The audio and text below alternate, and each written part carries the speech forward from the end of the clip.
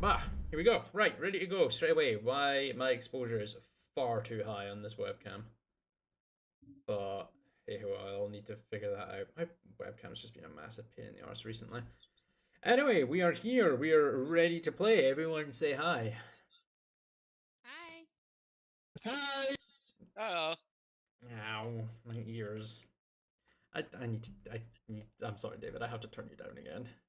Like 40%. That'll be fine.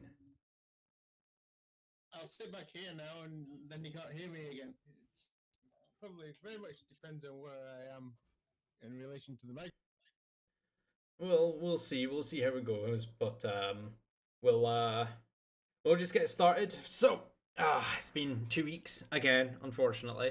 Um, Hopefully going forward we shouldn't have too many issues with getting the game running and you know being back on a regular weekly basis. I know for sure that I will not be having any issues next week because Sunday is my only day off next week. Woo!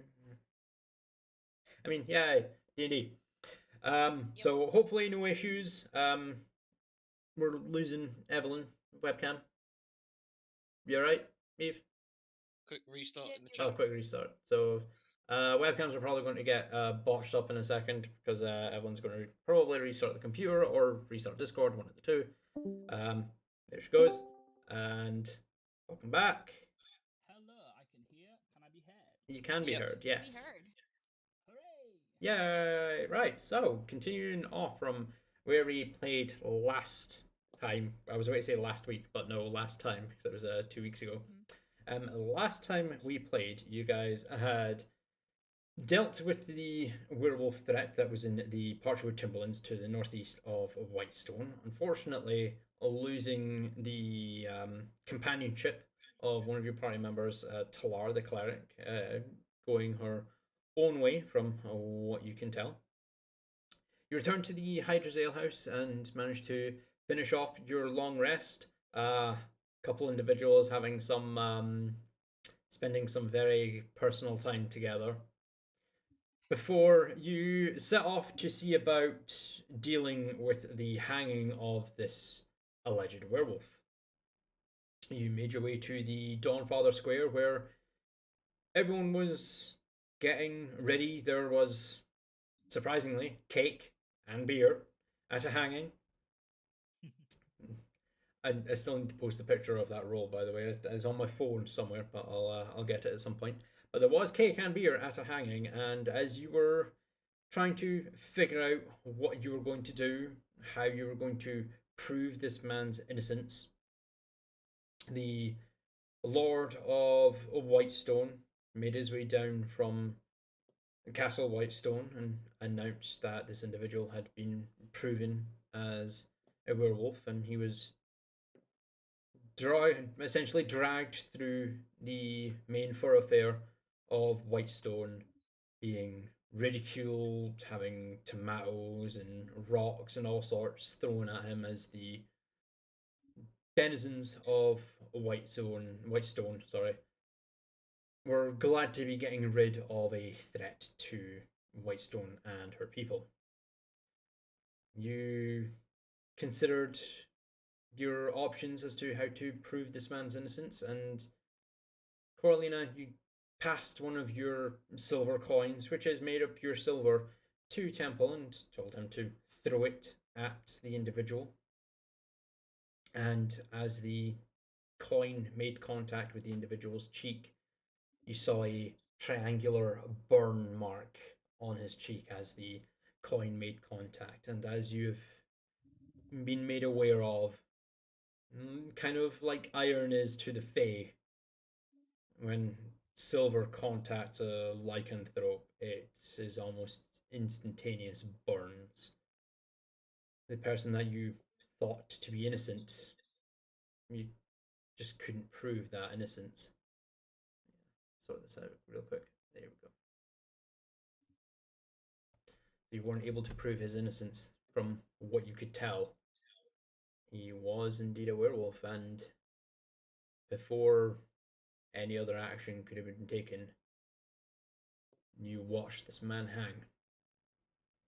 before the Lord of Whitestone retired and retreated to the castle, the crowd slowly began to disperse, and you are now left alone with your thoughts in the middle of the Dawnfather Square as the engineers begin to slowly dismantle the stage that was set for this hanging, leaving this individual, Diego's corpse, hanging from the sun tree. What would you guys like to do? Talk about that shit. Guess I'll climb down from my perch, make my way into the center of the square. We'd like to gather near leftover cake. I mean, yeah, there is a caravan still kicking around that is selling pastries and cakes if you want to go and purchase one. I'm not stopping you. Just as a mutual meeting point to set the scene. Well, if we're having cake, I'll pick up a beer on my way there. Mm-hmm. There is cake and beer at a hanging. Excellent. That's what we need. Yeah, guys, before we're coming here to stop this hanging, and give me a beer, mate. That Yeah. was wrong. That was just. We found the wolves. They said there were no more wolves in town. They'd know, surely. We just let that guy hang. You've got to imagine that there are people in this town employed to hunt down, find, charged with, and have the will to bring people to justice. Unfortunately, we can't assume that this gentleman was innocent just because other werewolves exist. Something's bothering me though. What is bothering you? Did you notice something? When an animal's caught in a trap, or when someone's about to die, doesn't it like engage a fight or flight response? I'm gonna look to Vic and Neftari because they have more experience with natural shit than I do. Vic and Neftari, both of you, go ahead and roll me a nature check. First die rolls of 2 weeks. Natural And one. it's a natural one! Yes! Perfect start to the session. Vic on a natural one, it might provoke a fight or flight response from being trapped or backed into a corner. Most of the time when you've been out hunting, it's never, like, your prey's never really had a chance to experience this fight or flight response. It's just been a straight shot, quick kill, take your prize home. Neftari on a 15, however, you know that yes, animals do tend to, once backed up into a corner, they do tend to have a fight or flight response to a situation. They'll either attempt to run, or if they can't run, they will choose to fight for their freedom. However, the other thing that can happen is acceptance. That if they can neither fight nor flight, they accept the fact that they have lost and they are going to die. So they potentially just resign themselves to their fate. So Envy. this could essentially be that he has tried to fight, he has tried to run, and because he has failed, he has resigned himself to the fact that he is going to die. In the temple where I spent most of my life watching generations of worshippers come and go, there were people who simply knew that death was coming, knew it was inevitable.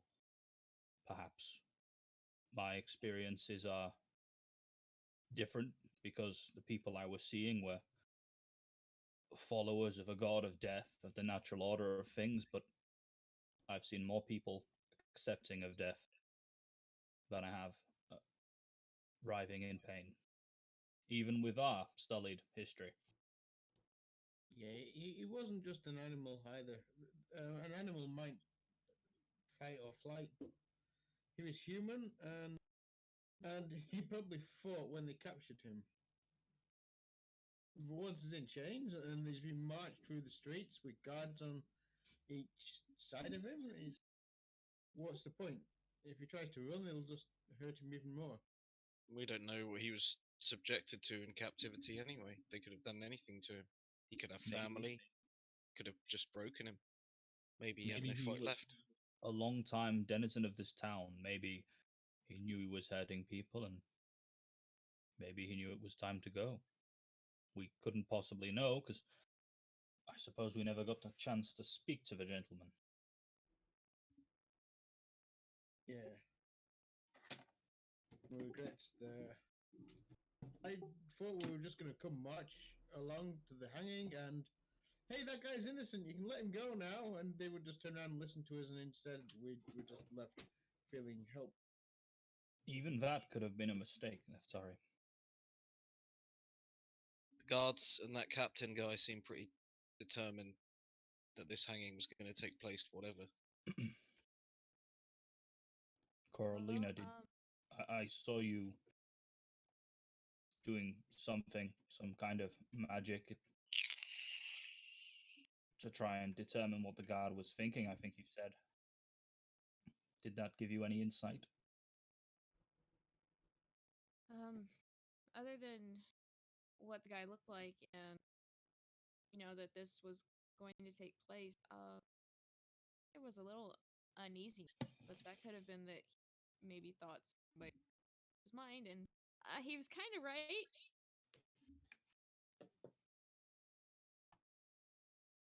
What did they do with the body? The body is It's still over there. this body is still hanging freely from the sun tree in the center of the Donfella Square. Just while we're chatting, Neftari with a beer in his hand, me leaning on the side of a thing, Victoralis with a piece of cake, and there's just a body behind. There's just a slowly swinging, swinging body, Oh, just my word. dangling from the tree. Well, it totally fits the campaign. I still need some time to think. I do need to go to a magic shop and pick up a few things. What a wonderful I mean, day. What way to celebrate a hanging. Beer, cake, and shopping. I mean, it's kind of more to make our travels a bit easier, but okay. I don't understand. You agreed? I agreed. Yet you seem unwilling to do it. Let's go shopping. Okay, we're going shopping. Temple Alright. doesn't understand sarcasm. Temple can't read a room. Nope. There's Alright. never a suboptimal time to equip better gear. So you guys are going shopping. You've Uh, not As actually. we head off, Yeah. Are people attending to this hanging body? Has it just been left hanging? It's just been left. The engineers, from what you can see, are like dismantling the stage that was set up. I mean, typically people leave bodies hanging as like a warning of, hey, don't fuck up, or else this can happen to you.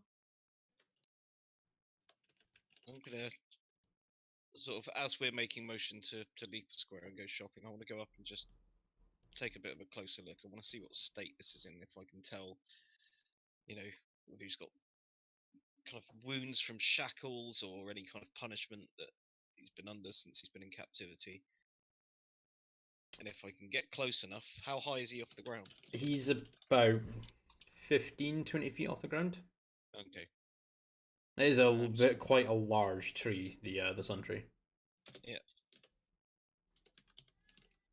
That's a general observation as we're moving past, just to see if I can tell what Okay. sort of state he was in before they hanged him. Go ahead and roll me a medicine check at advantage, as you don't you can, like, as you're walking by, getting ready to head out to find a magic item shop or whatever it is that Coralina is looking for. There are other people that are kind of gathered around the corpse, glancing up. You can see some people are happy about it. Some people seem to be confused or even angry. Um, no one seems to be upset, but some people are actually just glancing up and looking at the corpse. Um, Unnatural 20. Glancing up, you can see that, like, taking a look at his wrists and his ankles, there are deep lacerations around his ankles and around his wrists, seemingly from where he was bound. Perhaps where he was bound in his cell, he tried to break his restraints, try with all of his might to break free from his prison.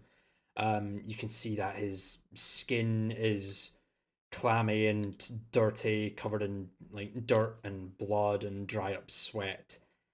He wasn't taken care of. Neither, like, the same for his clothes, just smeared in dirt and dried up blood. Potentially his own waste. And from the looks of his body, he looks quite emaciated as well. It looked like the time that he was with the guard of Whitestone, he'd probably not been given any food or water during his captivity.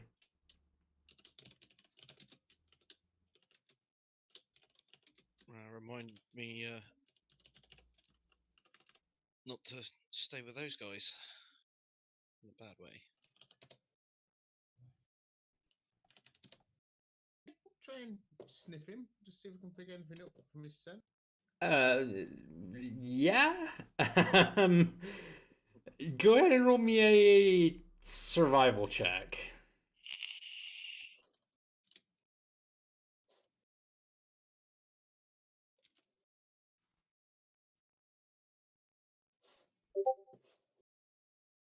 $17.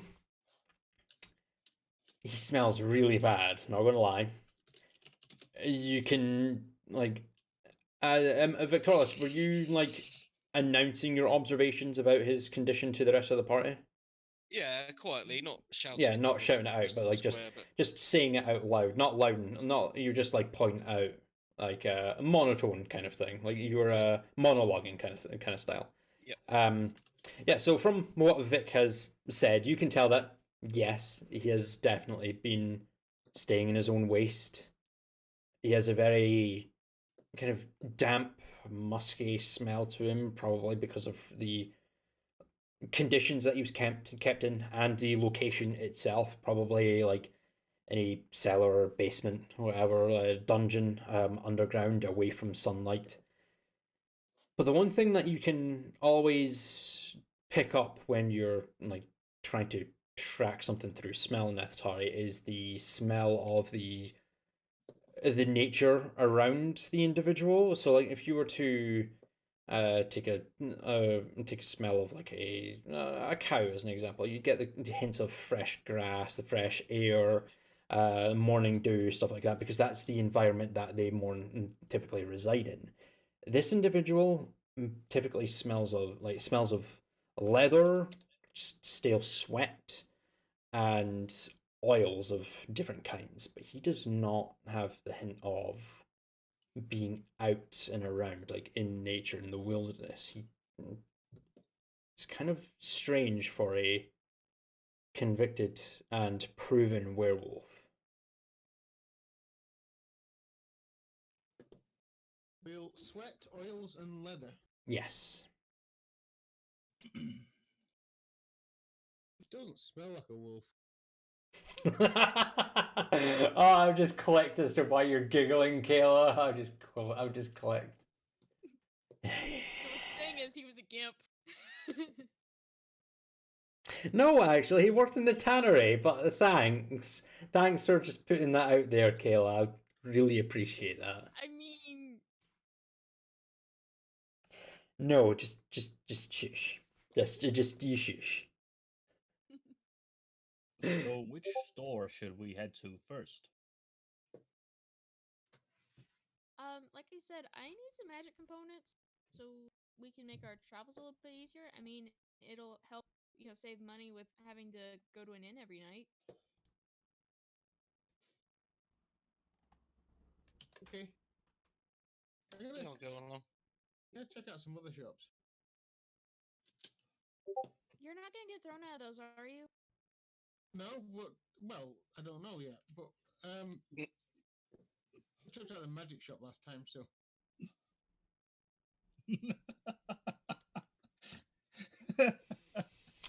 I mean, maybe. Who knows?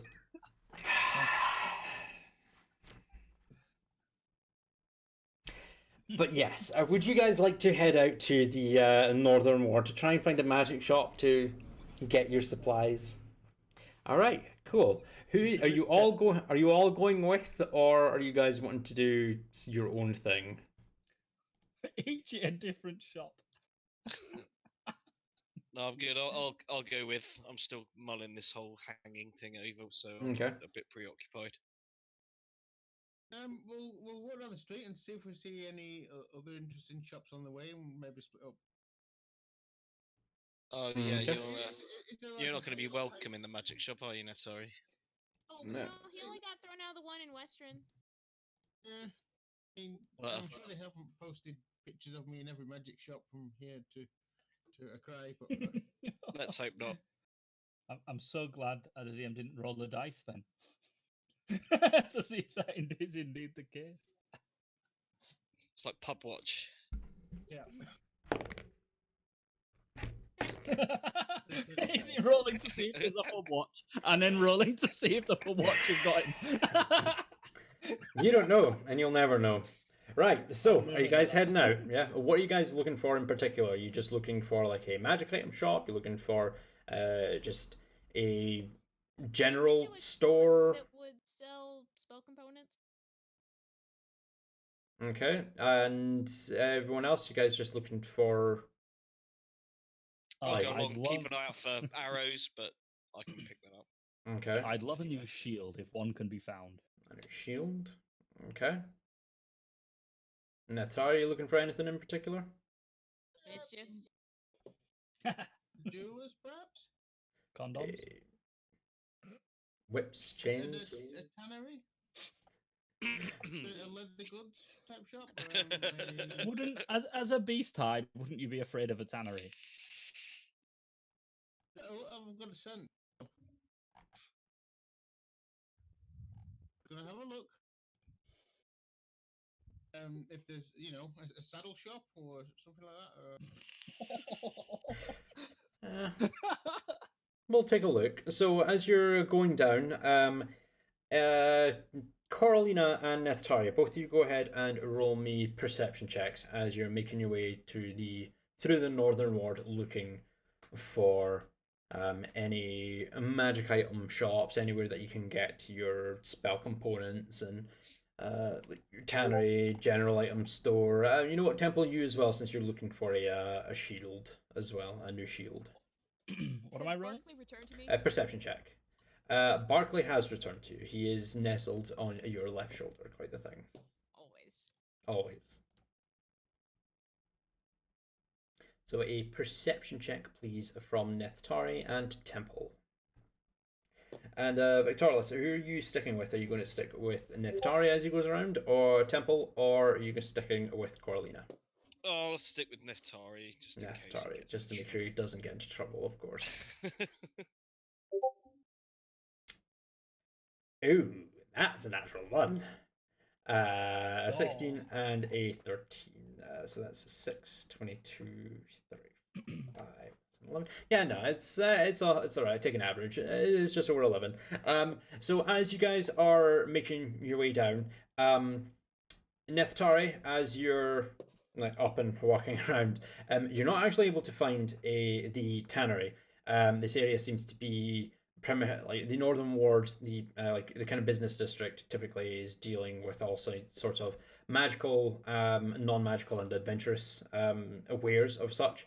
So you've got like your magic item shops, you've got areas for your spell components, armorers, wand scribes, alchemists, all sorts of jazz there, but you don't actually find the tannery. Carolina, you spot out in the shop that is called Zigil's Extraordinary Arsenal.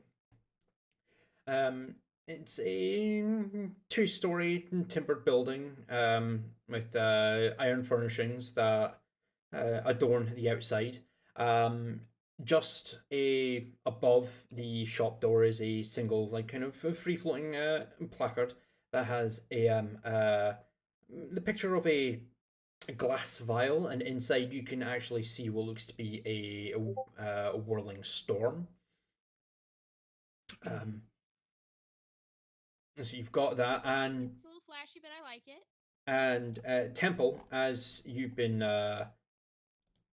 looking around, you've come across the Fox's Armory, as you've spotted. It's just across the road.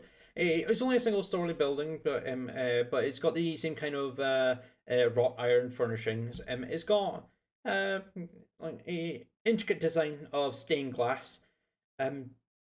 No sigil that you actually recognize immediately, but as you peer through, you can see what looks to be different sets of armor and shields, like hung up and ready to go for selling. So you can assume that you'd be able to find a potential upgrade for your shield in the area. This is excellent. Perhaps I'll get a shield here. I'm going to hang around Neftari and suggest we visit this shop. Yeah, let's go.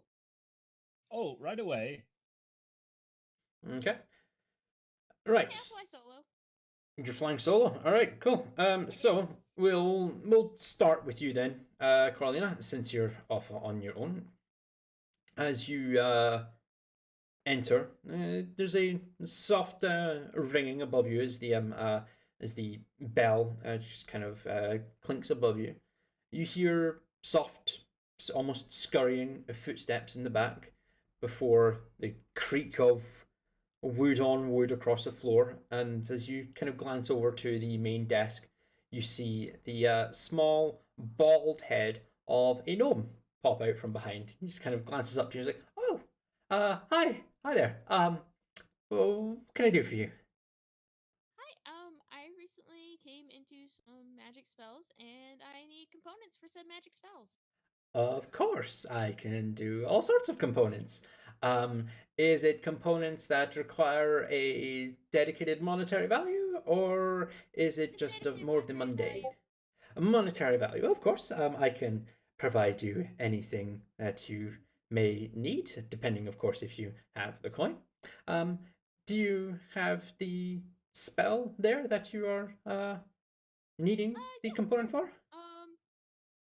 Gets her little book out of her hip rig, flips through the pages, and puts up Mordenkainen's Magnificent Mansion. Mordenkainen's Magnificent Mansion, of course. Of course. So you'll be looking for the portal carved from ivory, a small piece of polished marble, and a tiny silver spoon, each worth the 5 gold pieces. So you'll be 15 gold for each piece. How many are you looking to require? Well, I thought just the spell use those and those were fine. Well, never mentioned anything in my it doesn't consume, but it's better to have something and not need it than need it and not have it. Am I right? What if you lose your spellbook or your component pouch and you're not able to use your first set of components? Yeah, that seems fair. I guess 2 of each. 2 of each, and I will give that to you for. I'm also working on another thing. It's not quite done yet. I don't know if you'd have it, but like,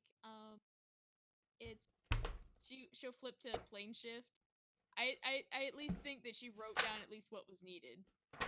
I know it's not done, but let me double check plane shift myself here. As he looks over, he's like, yes, plane shift. A forked metal rod worth at least 250 gold pieces, attuned to a particular plane of existence.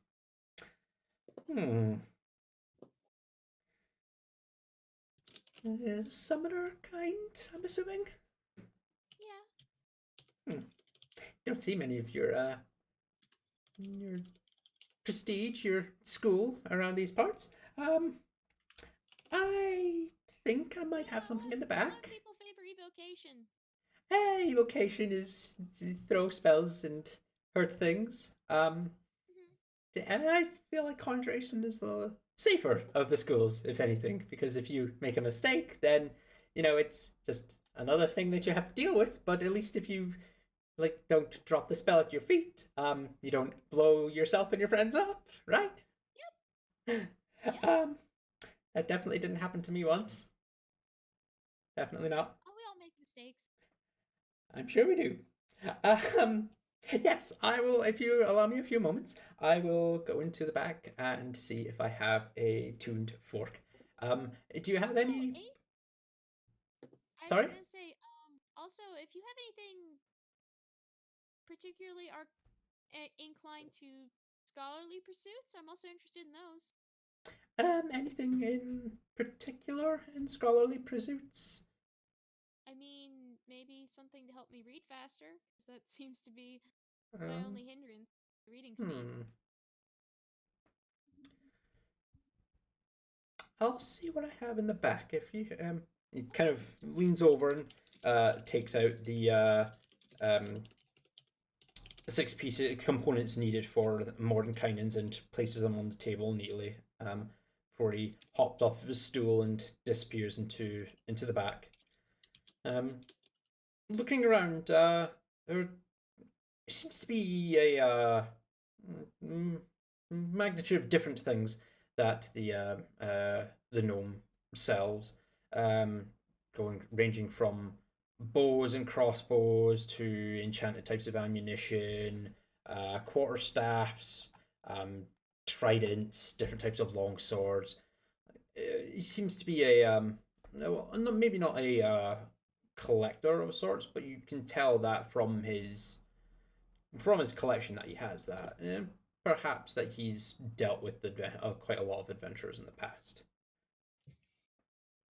A couple of moments go by, and he I'd actually like to look at the bows. The bows, yeah.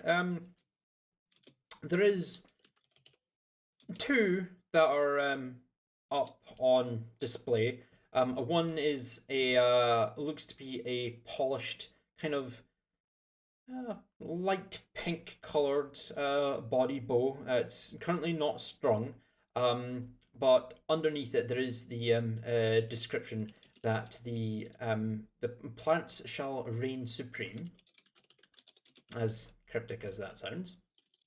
And the longbow next to it seems to have a flowing kind of shimmering silver color, almost like it was ethereal of sorts. The body of the longbow, and the underneath the bow itself, again not strung, does have a simple quote that banished are my enemies.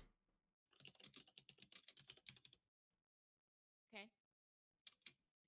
A couple of moments go by as you're taking a look around. The gnome kind of pokes his head out into the back and goes, Miss, do you have any preference as to what plane of existence you would like to go to? Or would you like multiples? Or multiples would be fine. Any preference? I have one here for the Oran plane, one for the Ogwen plane, and one for the Terran plane. Those sound fine. Oh, okay, yeah. 2 seconds. You hear the door kind of creak close and some kind of rustling in the back before the door swings open, hops up onto his stool and plants provides 3 different tuned forks. One has a kind of static sparks, kind of striking between the forks of the metal. One, as you kind of look over, it seems to almost contain a flowing waterfall. And the other one, as you kind of look over it, is a smooth rock, but as you kind of get close to it and almost pick it up, the texture, it's a smooth metal, but as you pick it up, the texture of the the fork itself seems very rough and rock-like, each kind of attuned to the Ogwen, Terran, and Oran planes of existence. Okay.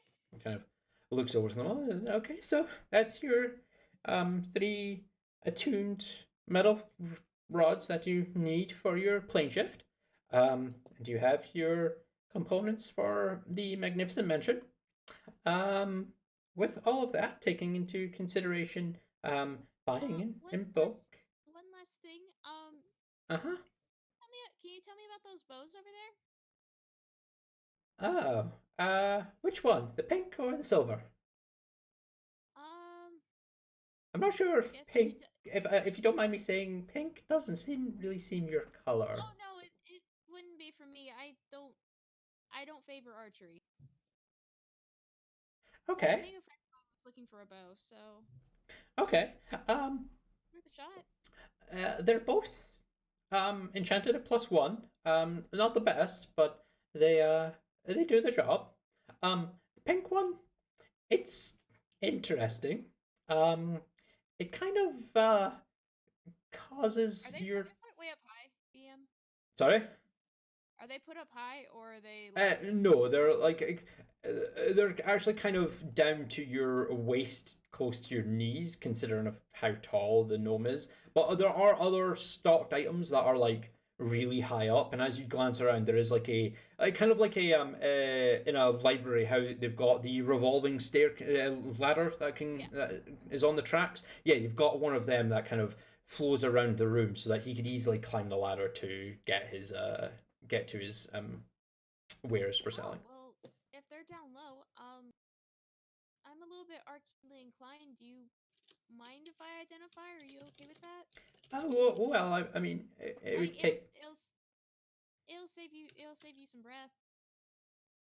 But well, you could take the time to ritual cast your identify if you'd like, but I could just tell you what they do. Yeah, sure. So the pink one, like I said, it's just a +1, not the best, but it does the job. It does have an interesting trait when it was enchanted that when you slay an enemy with the bow, the enemy just kind of dissolves into flower petals. It scares me, if anything.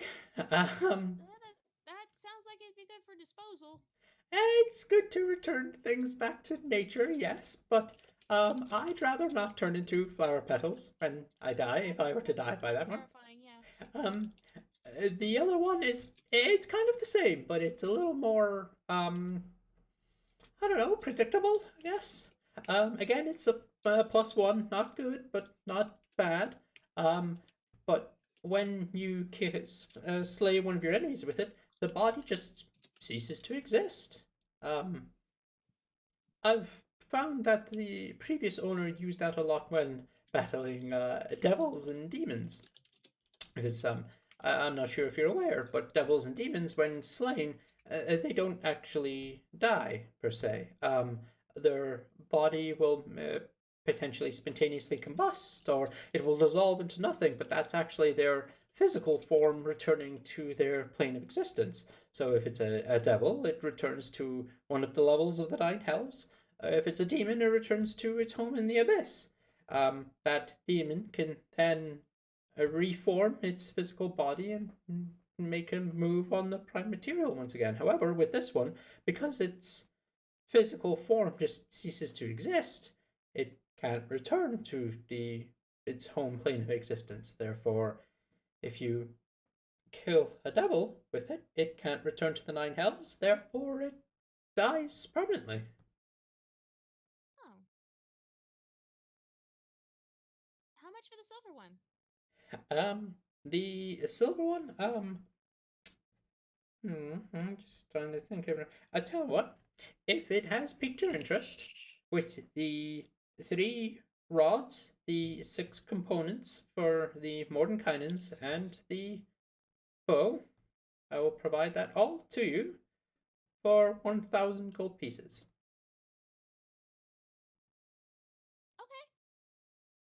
Okay. Really? That doesn't look good in pink anyway. I would guess not. Of course. Let me get these things backed up for you, and kind of takes the rods and the components for your magnificent mansion. He pops them down in a little brown paper bag, and he folds it up quite neatly. Passes it, like puts it back down on the table. He hops off his stool and walks around, and you notice that as he kind of goes to the bow itself, he utters something in a language I don't believe you understand. You don't speak Gnomish, do you? Probably not. Nope. Yeah, no, you don't speak Gnomish. Yeah, he utters a few words in a language that you don't understand, and you see kind of like a light shimmer kind of fade into the wall that was surrounded the bow. From what you can tell, because you've kind of seen this back at the Hydra's Ale House, it seems to be like a custom spell that is used to deter theft. So perhaps it just wards people from being able to actually touch the product before they've been purchased. But he takes the bow, and you see he kind of struggles to like lift it up onto the table, but he manages to get back behind the stool and lift it up onto the table and places it down to you. And so, there you are.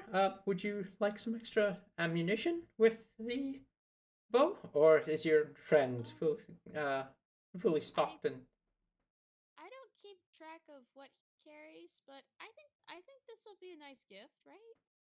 Yes. Is it for someone special, or is it just a friend? He's more like my brother. Then yes. I guess this would be a nice gift. Is he planning on fighting demons and devils and such in the future? I don't think we really plan on it. They just seem to keep finding us. You see, he has a smile on his face, which almost immediately drops when you say that. Like, they just keep finding you. They keep finding. I don't know if they keep finding me necessarily. They keep finding him. So. Oh well. Best of luck to you and your It's kind of like like brother. A confirmation bias. Well, it'll be 1,000 gold pieces, and I just hope that they don't. I've dealt with enough demons in my lifetime, so I'd rather not see any more again in the near future. All right, I'll fork over the 1,000. Pass over the 1,000. Perfect. Yeah. Swiftly counts it all up, and then pops it away in a little a pocket that he has next to him. You see the bag just disappears. It's almost like it's like a bag of holding or some sort. Well, it was a pleasure doing business with you. If you have any issues with the bow, or if you require any more components while you're here in Whitestone, please don't hesitate to come back. I will be here ready to sell you my wares if you need it. Okay. I'll put the bow in my bag of holding. Just Mm-hmm. and it Just goes. Yep. Ah. Components go in the pouch. It's just kind of He just smiles at you. It's like when it's like you're the same card carrier member. You're like, hey, I appreciate what you did there. Yeah, or you see someone with like a t-shirt like of a game or a band that you know of, and you're like, and you have a little your respect for that person slightly elevates slightly. Yeah, it's that kind of situation. And then he hops down from his stool and heads away into the back. And is that everything for yourself? That's everything for me. I don't know where the rest of my group went, so I guess back to the ale house I go. Yeah. All right. Cool. As we and I'm gonna study. Move across to a bit, essentially across the road to Temple Victorious and Nethari, as you guys enter the Fox's Armory. As you do enter, there's it's surrounded with what looks to be kind of mundane pieces of armor. You've got like your breastplates, you've got chainmail, leather, studded leather. You have all sorts of different types of armor, shields, bucklers. Nothing seems to be too fancy that catches your eye immediately. But as you glance over to the front desk, you see a short female half elf there, kind of like looks. She seems to be looking over different rolls of parchment, just kind of scanning over each one of them with her hand, just suddenly stopping, pointing at something. Just yes, I remember that place. And yes, I wish I could go back there. Oh, hi. Sorry. Just away with my memories, and she kind of bundles up some of the parchment and passes it over to the side. My name is Rose. What can I do for you today? I was hoping you had a sturdy shield, one stronger perhaps than this. Oh, let me take a look. See here, and kind of like gestures out to you for the shield. I unstrap the shield, which is permanently attached to my arm, and Mhm. hand it on over. It gets a lot of wear, as you can. I can believe see that one. it seems to be used quite often. Adventurers, the three of you, I'm assuming. But yes, we are. While I can heal our bodies, my own included, I can't heal a shield, and likewise, I can't make a shield stronger. Yes, it does take quite some time to properly enchant a shield to make it more resilient to incoming damage. Um, It's not only necessarily a shield more resilient to raw damage, but certainly a shield with some kind of alternate enchantment would also be something I'd consider. hmm. Versatility in combat is what I'm looking for, really. I sword in one hand and the shield in the other. Okay, I think I have something that might be worth your while. Do you? Let me ask. On your journeys out, do you seem to come under more attacks from aggressors that like to get up into your face, or from people that seem to be keeping their distance, or is it a bit of both? I personally see to it that we're at a close. And while, Mm. yes, I do have people try to peck at me from afar, I'm an upfront close fighter. If they're not near me, then I'm getting near. Okay. Um, I think I might have a few things that are more worth your while than this junk that I keep on display. You just give me a few moments. She kind of takes off into the back as I definitely don't take a look for things in the DMG for the magic item list and figure out what the fuck some of these things do. It's part of the immersion, seeing you go through your shop inventory like that. Meanwhile, I'm going to be perusing the store. I want to see if there's any indication of anything that resembles the firearms that we've got, or any indication that the technology might be the same. Go ahead and roll me an investigation check. Mhm. So there's that, and then that is that page. I should have had all this written down, but I didn't because I'm stupid.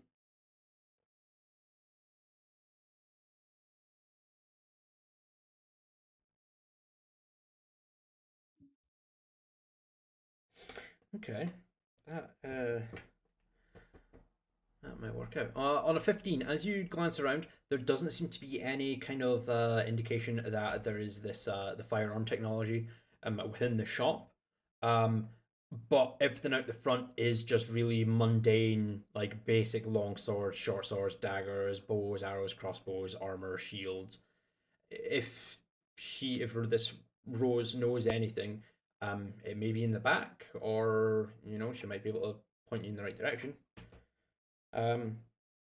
As she eventually returns and drops a puts a shield down before you, Temple. It looks very basic, if anything.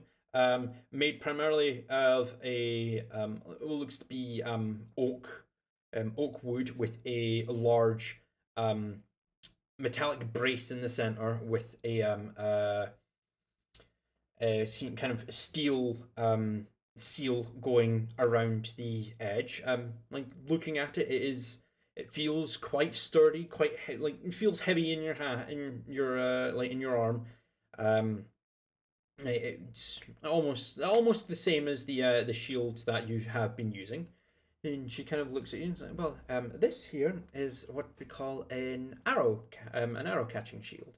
Um, it is a innate +2 to your armor class while using this shield. So um, I can tell your shield is just a +1 at the moment. You'll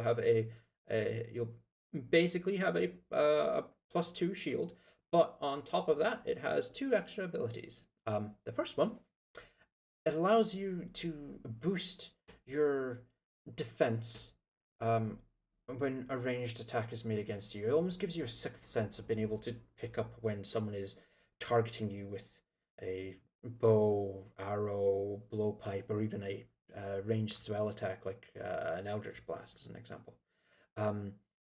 So that gives you a bonus +2 when you're attacked by something at range. So in total, it can give you a +4 to your AC. But on top of that, so long as you are within 5 feet of an ally who's being targeted by a ranged attack, you can use your reaction in combat to make the attack target you instead. Interesting. I believe. Let me actually just reread that. So yeah, you gain +2 bonus to your AC against ranged attacks while you wield the shield. This bonus is in addition to the shield's normal bonus AC.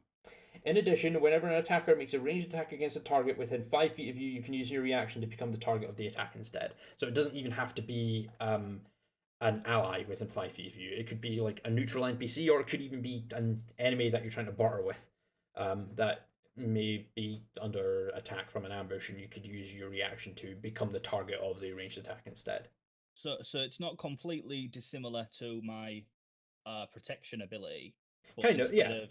Instead of disadvantage and a possible misdirect, I'm sort of basically guaranteeing. You're guaranteeing with you at the cost of your reaction. You're guaranteeing that the attack then comes to you instead. Whereas your protection is also a melee range, I believe, melee attack within 5 feet of you that you can then use to impose disadvantage.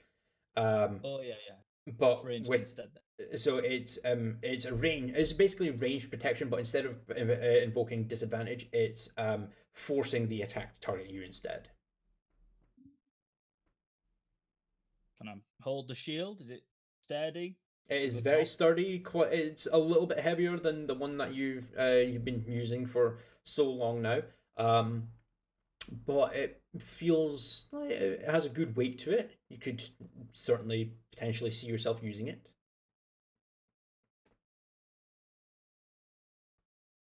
So, what do you think?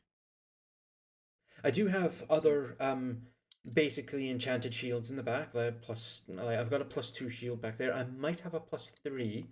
I'd have to go and take a look around. I'm not sure if I've sold it yet. No. I think this will do. The abilities this shield provides are exactly the kind of thing my fighting archetype needs. Of course. Well, if that's what you're after, that will be 4,950 gold pieces. Look over to Neftari and smile. Or essentially just turn and look at Neftari because you can't smile. Yeah, no just- problem. Sorry, how much was that? 4,950 gold pieces. Will there be a discount if I let you keep my old shield? 958. Sorry, 4,950. 4,950. Euros kind of looks over to you. Well, we haven't really done business before, but if you're willing to trade in your +1 shield, I can potentially drop the price. But you do have to consider that it's not going to be a lot, seeing as it may hold the enchantment, but it is quite a used and damaged shield. I would have to take time to refurbish it and make it look presentable for resale. Well, no, I think they're genuine vintage marks of vintage. They add to the value. It's an antique. It's It's I wouldn't worry about it, used. Neftari. I might keep it on my back, and perhaps one day you might need it. Well, you could certainly do that. That won't change the price. But in answer to your comment, it's used. And a shield that is used deteriorates. And if a shield deteriorates, it can be destroyed. And if a shield is destroyed, well, it's useless. I'm not going to sell used products to my clients unless I can refurbish it. There's a genuine patina to it. It's more desirable than what a brand new one that just looks like someone rolled I'm out of a shop. quite sure this shield was used to bash a Glabrazoos face in. That's vintage. Be that as it may, no. You can either pass over the shield to me and I will somewhat reduce the price, or not. And it still stands at 4,950 gold pieces. Neftari, we're fine for money, aren't we? We're not low on funds. Yeah, we're fine, don't worry. In that case, we could call it a backup shield, and I'll keep it with me. Okay, then all I'll need is the 4,950 gold pieces. Okay, here you go. Pass it over. It takes about 10 minutes to count it all up, going through it pretty quickly. Okay. A minute. We give her all copper pieces. No, you've given her 4,950 gold pieces. It's going to take a while to count all of that.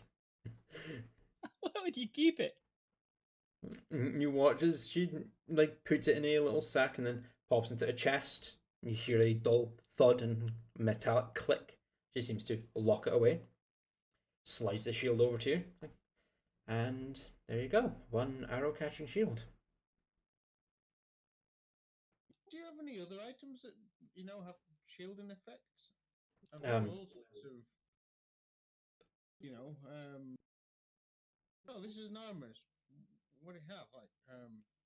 Rings of shielding, or? If you're looking for enchanted wearables like rings and brooches, you might want to go across the road. Go and speak to Zigil.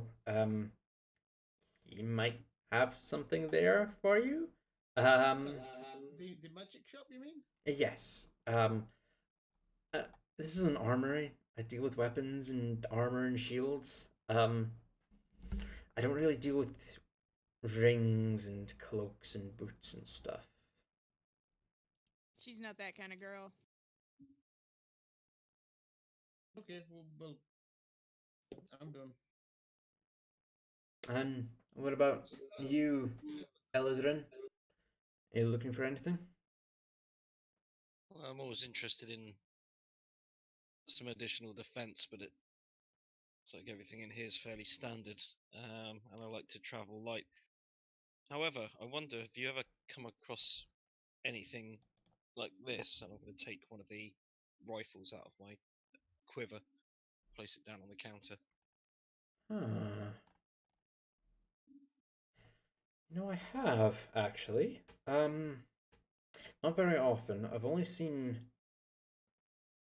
Well, I've not seen something like this. I have seen something on a much smaller scale.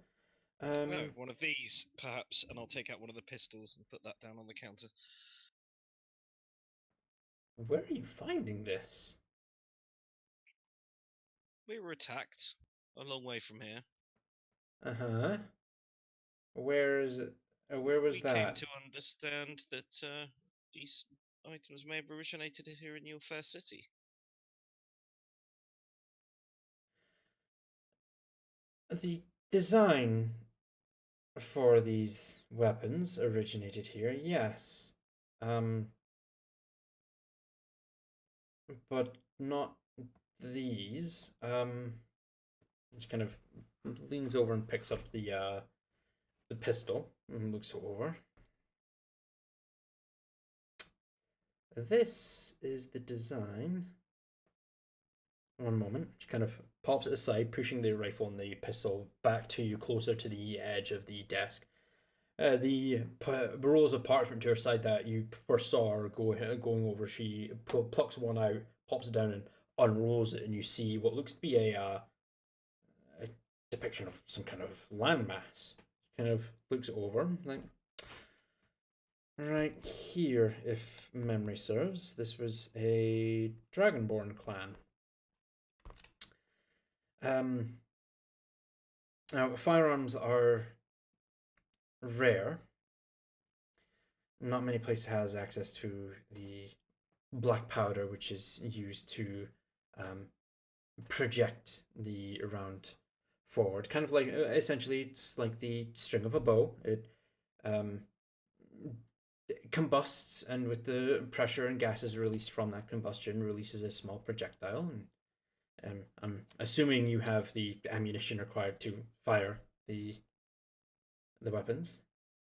We have some of the ammunition. Mhm. This black powder, though, it's not something we've come across, I believe. Let me see one of the rounds, and I'll explain it to you. I'll take out some of the ammunition and Mhm. hand it over. And then she takes one of the rifle rounds, and she kind of leans over and takes out some of the pliers, and kind of works at the bullet. And actually, you see the brown colored lead bullet kind of pop away from the brass casing. So it is in two separate parts. It just seems that the projectile itself is embedded in the case. And as she tips the brass over, you see this very kind of fine black powder pour out onto her table. This right here, she kind of like scoops some of it up with her finger and kind of brushes it between her finger and her thumb. This is the black powder. It's very combustible. Essentially, what it does is in the weapon itself, it strikes a pin which causes a spark, ignites the black powder in this case, and because it's contained within this casing, the released gases and the pressure inside forces this projectile out down the barrel towards your target. The design is only, I'm not even sure if it's been mastered here in Whitestone. The concept has been around for a long time. We've been dealing with black powder for quite some time. It can be used in explosives. We've never really been able to condense it down. If I remember correctly, this clan was from Alaroth.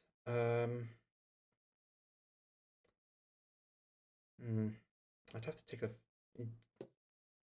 How much are you willing to part with this rifle, the pistol, and some of the ammunition for, so I can do some research on it?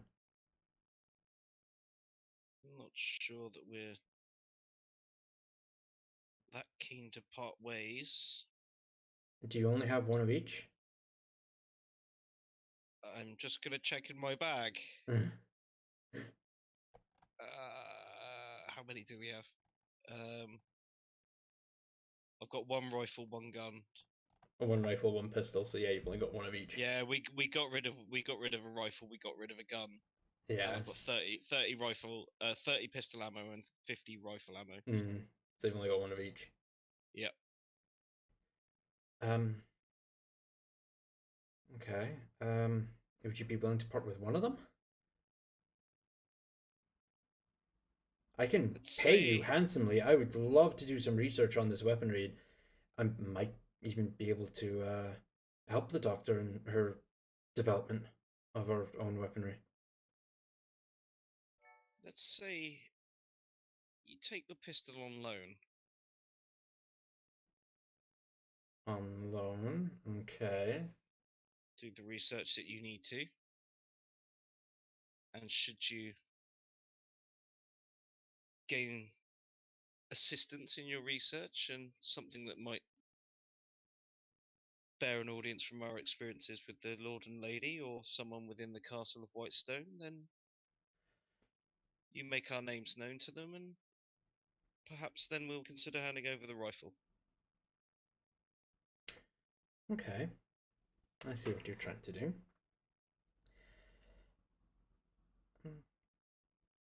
Dr. Ripley in the castle, she's been the one that's been working on the development of these firearms with the black powder. She hasn't really been able to complete a design that is functional.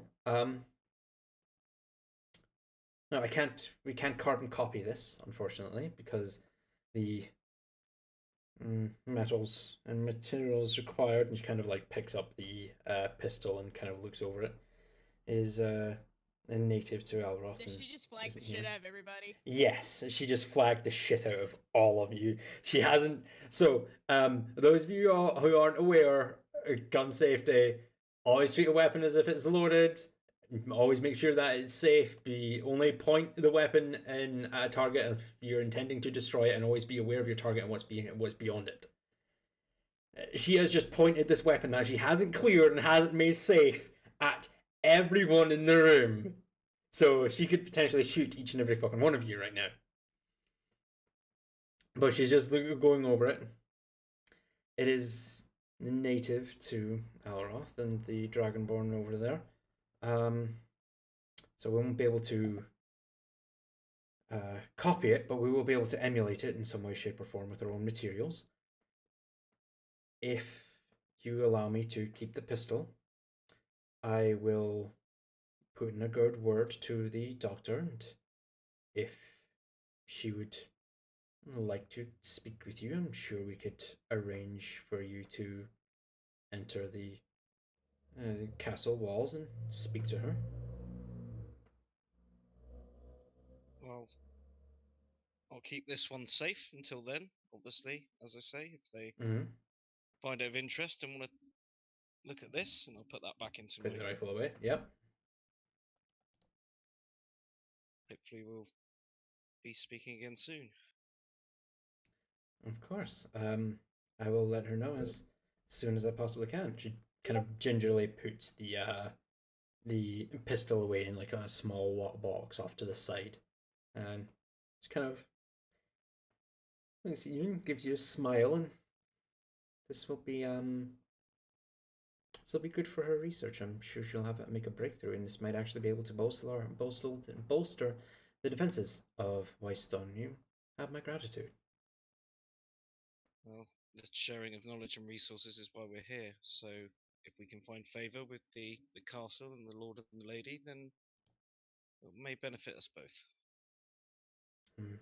Maybe. But is there anything else that I can help you with at the moment? No, we'll be around the city. If you need us, seek us out. Where are you staying? And I'll be able to send a message to you if you're granted an audience. You can reach us at the Hydra Ale House. It's probably the best place. Okay. Yeah, I'll be able to reach out to the Hydra's Ale House. But if you have no more business, then I will bid you a good day, and of course, thank you for your patronage. Good luck with your research. Well, it's not my research, but thank you nonetheless. Politely nod and head for the exit. Okay. Neftari and Temple, are you guys following behind, or? Well, Neftari left as soon as he was told you're in the wrong track. Alright, cool. And Temple, what about you? Who it was that told us about the doctor at the castle? We should see him about firearms, but it's in my notes under white. Sorry, say that again? I can't remember who it was that already told us about the doctor at the castle. You've not actually been told about the doctor, I don't believe. No, I don't know. We were told that firearms came from Whitestone, and that there was Yes. someone researching them there, and there was someone who would probably know about them. Yes. Whitestone. So in my notes, when we first got to Whitestone, we learnt from someone. It just says firearms, castle, doctor. So, yeah, I can't remember who it was that told us. But D&D pro tip: make sure you can actually read your notes next week. Yeah, there is that. I have to learn that from coding, so yeah. Yeah. So you've got the details of this Doctor Ripley, who will maybe get into contact with you. Um, Temple, are you following Neftari or are you following Victarlis? Choices are choices, but I think for now I'll follow Sugar Daddy. All right, cool. So you and Neftari make your way across the road, heading to the opposite shop, Zidgel's Extraordinary Arsenal. Are we ready to correlate on our way? In the time that you've spent discussing like the like being like getting the shield and then being told that you were in the wrong shop, yeah, no, I'd say you were like Coralina's just left the store as you guys are making your way towards it.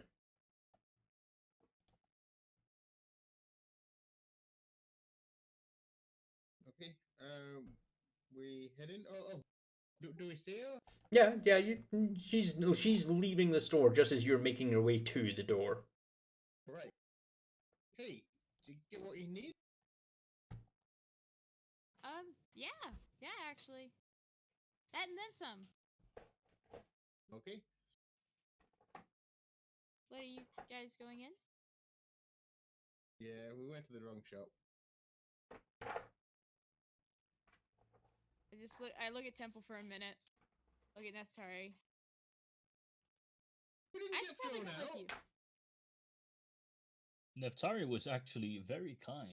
He purchased me this wonderful That does look like a very nice shield. I'm still coming back in with you guys. What? We didn't steal it. Hmm. I just point at him, cast message. It was a really awkward situation when you got thrown out of the last magic shop. Hey, are you sure you wouldn't have seen with us? It's not like that. So they didn't have You our need to posters up. There's no post. I don't think there was any post. I'll go in with him. All right, cool. As you abruptly just kind of turn around and make your way straight back into the shop. Again, the bell above you rings gently, and there's the scuffling from the back and the squeak of wood. And kind of as Zigil kind of hops back onto a stool. Oh, you're back. And you've brought your friends. Is this the friend who wanted the bow, or No. is it? Okay. Did that bit of armor just talk? Oh yeah, he's special. To remain completely still as I am to. Kind of like leans over the desk and kind of looks you up and down. Huh. I'd have to take notes on that. Anyway, is there anything else that I can help you with? Do you need more components, or is there something you forgot? Oh, just remain vigilant. Remaining vigilant. Oh, okay. What about you? Half elf. Bit hairy for a half elf. Yeah, kinda. Love some components too. Are you familiar with the resurrection spell? A resurrection. Let me take a quick look. And he kind of looks over to his PHB and heads over to the resurrection spell. There we go. Yes. Resurrection. Oh, sorry, I meant reincarnate. Reincarnate. Yeah, different spell. You might want to be careful when casting either of them. Resurrection is powerful and does the job, but reincarnate can be questionable. But yes. I'm always very careful. Careful's my middle name. Uh-huh. What's There's your a last lot- name? Remember the nature of the reincarnate spell. It's not a straight up resurrection, you remember, right? Yes, so careful that you just confused reincarnate with resurrection. Very careful. But yes, rare oils and unguents worth at least 1,000 gold pieces, which the spell consumes. I can provide enough of that for you if you would like. How many times are you intending on reincarnating people? At least twice. At least twice. Just to try out some different races. Great. Yeah, twice. 2 times you want to just bring someone back from the dead and irreversibly change their body and race and who they actually are. Of course. What is wrong with that? When you said this spell was quite dangerous, I mean, I know, obviously, but just for my friends who aren't as magically inclined as me, perhaps you'd just like to explain what the dangers are for them. For my benefit, yes. The dangers of this is that if you reincarnate someone, there's no guarantee they'll come back as the race that they are. So if you're wait, Hang hold on a probably minute. not. But did you disguise yourself when you came out, or Nope. you didn't? Okay, so I'm going to interrupt this little man. You're Mhm. telling me you were reincarnated, you were once a Goliath? I have not been reincarnated. No, I've not had the unfortunate experience of dying yet. But if your Air Genasi friend here were to die and you were to reincarnate her, there was no guarantee that they would come back as an Air Genasi. Not all. We reincarnated a fellow once. He came back as a big lizard monster, and his wife wouldn't talk to him after that. Yes, that can happen. Was it lizard folk or dragonborn? They're quite dragonborn. Okay. He said it was worse, a fate worse than death, because he knew he still had a wife and child, and yet they didn't have anything to do with it. Well, let's take that into consideration. You reincarnate someone who has unfortunately died. They come back as something, well, completely different. What was he? Was he elf? Was he human? Was he a dwarf? One of those. Human. He was human. Oh, Vic's here too. Yes, you Vic. did. Vic is here as well, as he just fades in from the darkness. You can hang a bell on him. Okay. So consider this. He was a human with as you said, a wife and child. You reincarnated him, and he came back as a dragonborn. Yeah, it's better than being dead, isn't it? It's better than being dead, yes, but not. It completely changes who that person is. They're no longer human. Their physical body has completely changed. They're not just their looks. And to consider this, your Air Genasi friend here, if she died and you reincarnated her, she might come back as a guy. As per the spell's description, you touch a dead humanoid or a piece of a dead humanoid, provided that the creature has been dead no longer than 10 days, the spell forms a new adult body for it and then causes the soul to enter that body. It doesn't state that it is the same gender. So if you reincarnate someone... If you reincarnate someone, this is the thing I didn't tell you, by the way. The second role that I didn't tell you about when you reincarnated the guy that became Zenbaru, the Dragonborn. I roll a D2 because, you know, in the terms of D&D, I can't be fucking non-binary and all that sort of jazz, unfortunately. But They choose their sex. what? Do they? The role determines their sex. Yes, the role determines their gender. Yes. Their sex. Yes. But like it was like I roll for their sex, so that guy was lucky to remain a guy. if you reincarnate someone in your party, and not only will they potentially come back as something that they are like if you reincarnate Carolina, she might not come back as an Air Genasi, but if she might not come back as Carolina, she might come back as Carl.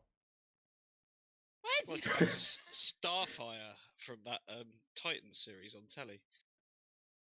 Essentially, yeah. Like you might come back. Like if you reincarnate someone who is a female, they might come back as a male.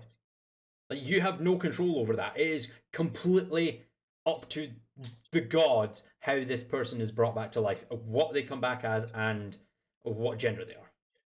You know, that sounds familiar. I do remember being a gecko. Not a tortoise. So you do have to be very careful with using reincarnate. I can provide you the components that you need. It would be 1,000 gold pieces per cast. So if you're looking for 2, it would be 2,000 gold pieces. You know what? I think just to be safe, we better have 3, hadn't we? You know, Neftari, I Three. don't want to step on your toes here, but you know, I have access to a resurrection spell that doesn't cause a race change, and I just need crushed up diamonds. Maybe Oh, that is cheaper or easier or less likely to turn one of us into a strange creature. if memory Unfortunately, I serves, believe our old companion Talar may have taken the diamonds with her when she left, so if memory serves, that would be the revivify spell, correct? that's correct. Yes. Well, the caveat that you have there, my metal friend, is that a reincarnate is within 10 days of death. A revivify is within a minute. You don't have a lot of time to Well, bring that's someone a fair point. back from death, especially if it happens in a fight. Like if you're in a long, drawn-out fight, if someone dies and you're not able to cast the spell on them in time, they may no longer be able to be brought back. You know, it's That's a very fair point. We'll need diamonds and resurrection spells. Reincarnate. Yes. diamonds. I don't know how many I have. I can definitely take a look for you. They don't need to be powdered or crushed, and that is something I'm capable of myself, providing there's a bag that's capable well, of holding the the dust. Revivify spell doesn't need diamonds crushed. It's just diamonds. That's a different spell that you're thinking of. Okay. It's just fun to crush rocks. Crushed Be diamonds. strong. Crushed diamonds. If memory serves, the crushed diamonds would have been for something along the lines of greater restoration. That needs diamond dust. But Revivify, no, is just diamonds worth the required amount, which is 300 gold pieces. Memory serves. So, how many casts of Revivify would you like, Metalman?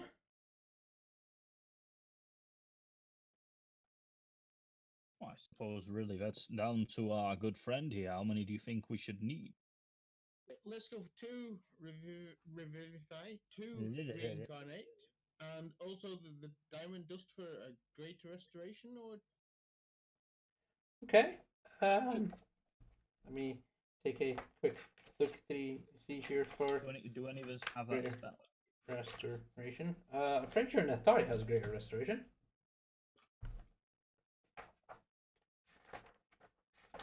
You want to double check that, Nathari, if you have greater restoration? I do, yes. You do, yeah, I thought so. Greater restoration, 100. Okay, so 2 revivify, 2 reincarnate, and how many greater restoration?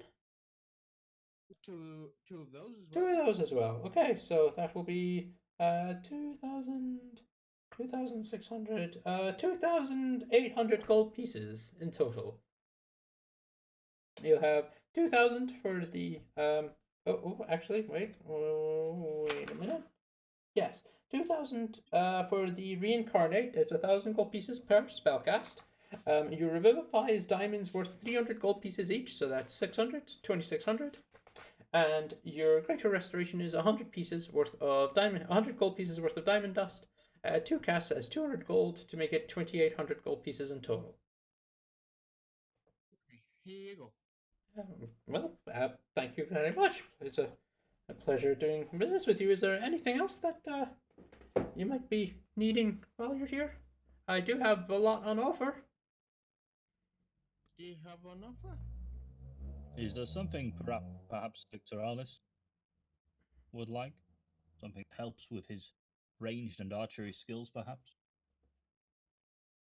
Well, Oh. always on the lookout for something interesting, but as I mentioned before, I'd like to travel light. Do you have rings and trinkets and Oh yes, I've got plenty of rings and trinkets. Yeah, just give me a few minutes and let me take a look at the list of rings in the TMG and see what would once- actually be. I once worthwhile tried a here. ring on, and it did not fit. And There's- the gentleman made me pay for it. There is an item that I was wanting to see about, not like getting to you, Vic, but something that would be good for you. Oh, look at that! There's the oath bow.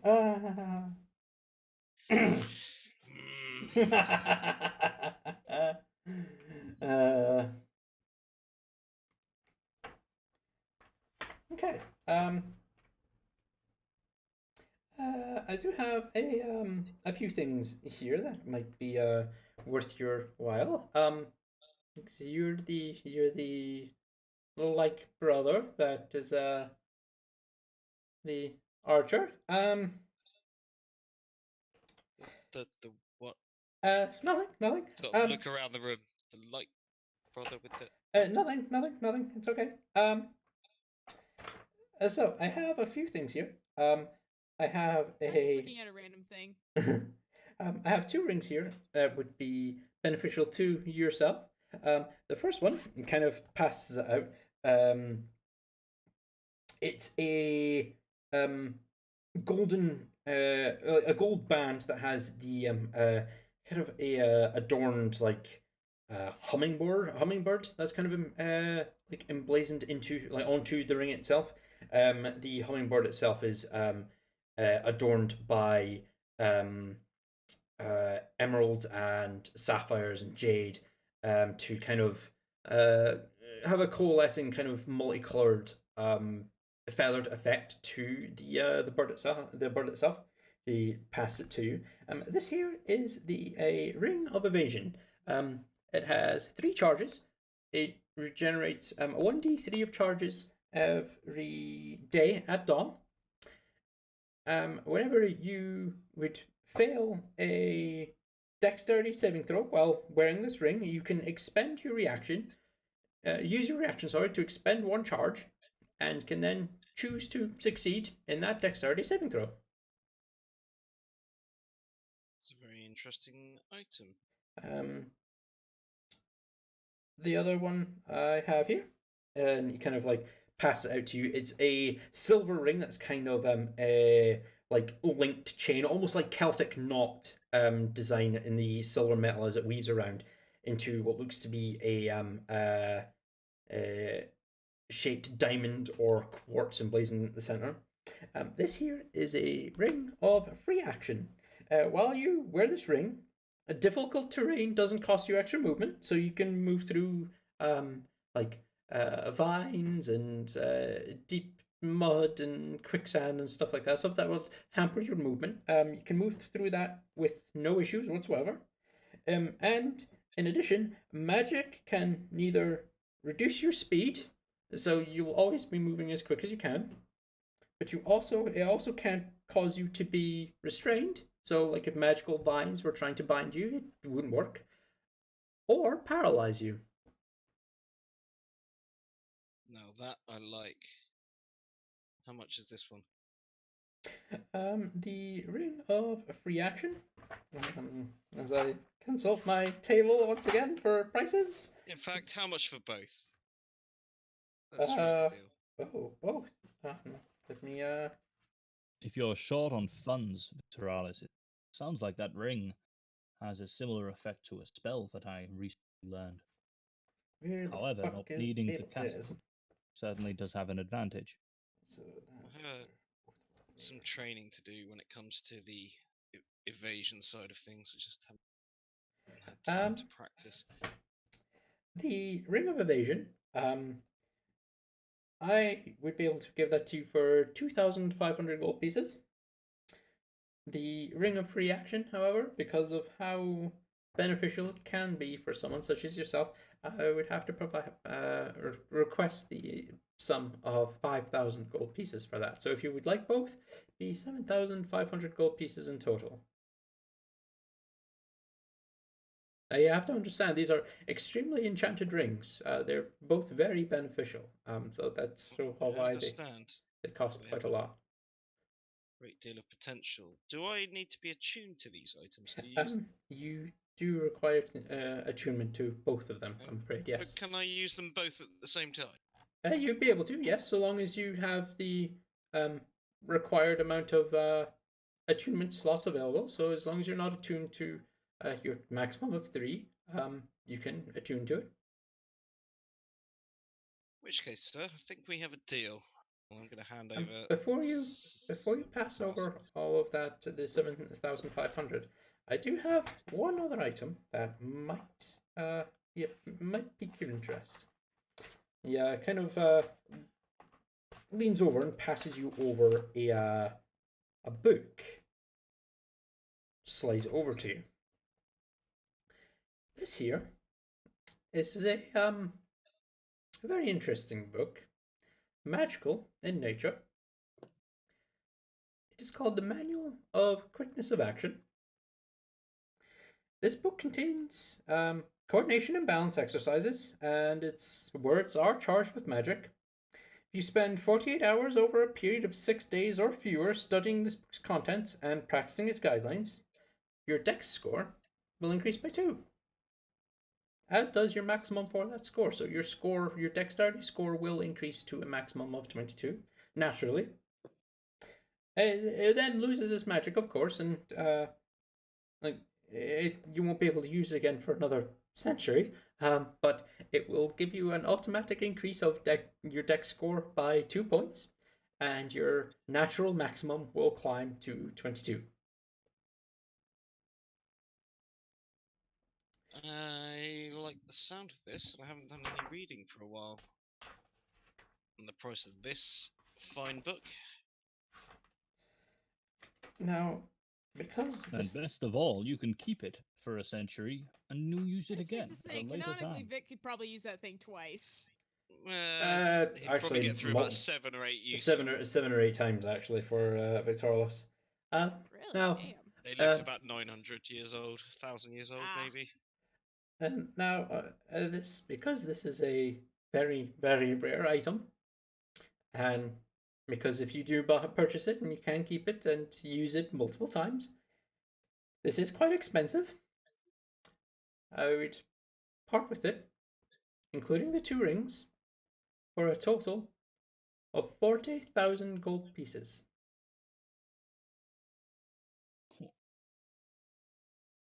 You could buy a Warforged for that. That's a very high price. It is a high price, and I can only apologize for that. But the rings, they're not that expensive by themselves. Well, I can say they're quite expensive, but the manual, because it can be used to enhance your own natural abilities, and you could potentially use it more than once, it does drive the price up quite high. Of course, I'll bear it in mind. And both rings do interest me, but I've got some work to do on some skills myself and a bit of learning to do. I'll take the silver one. The freedom of The movement quickness, ring. the ring of freedom of movement, of course. What was it? Ring of free action, I believe it was called. Yeah. I'm on the can't find the page now. Damn it. And I'm just messing up my Oh look, there's the Elfo again. Ring of Free Action, yes. So I will go ahead and add that magic item to your inventory on D&D Beyond Victorious. Are you also wanting the Ring of Evasion as well? What do you guys think? Should I take the other ring? If you've got money, you may as well spend it. We're only gonna get more. Not that I have any understanding of currency. Add these ingredients I just bought to my inventory, or what?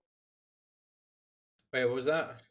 Should I add these ingredients that I just bought to my inventory? Or Yes, go ahead and just add custom items that you've got, like enough components for 2 casts of Reincarnate, 2 casts of Greater Restoration.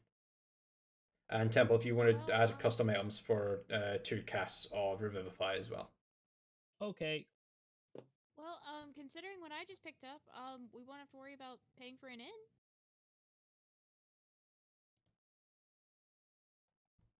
Did you just buy an inn? No. That's kind of, incredible. but An no. entire Well, we inn. could have spent that on the book. I'm sure the inn cost more than 40,000 gold. You didn't buy an inn. No, no, no. Just from Okay. passive insight, you got that. You're a very strange bunch. I had over 7,500 gold. Take Cool. both rings. And I will add the Ring of Evasion to your equipment as well. If you go ahead and refresh your page, your character sheet on D&D Beyond Victorious, you should see both the Ring of Free Action and the Ring of Evasion in your inventory. If you do want to attune to both of them, it will require you to do that overnight. I will stick them in my attunement slots and wait for them. Cool. If you do want to come back and purchase the manual, I haven't been able to sell it for some time. People think I'm overpricing it, but personally feel like if you're wanting to naturally expand your own physical capabilities, that does warrant a high price tag. Why did you get the book, Neftari?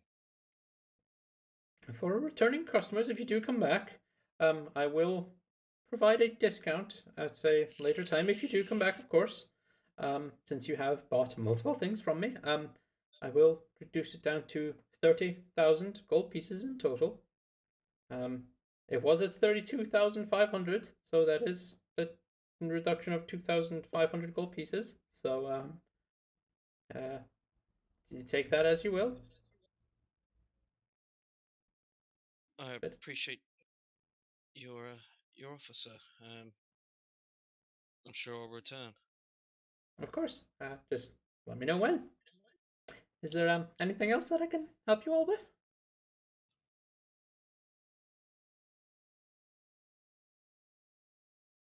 I was wondering whether you had any more gemstone type? What kind of gemstones are you looking for?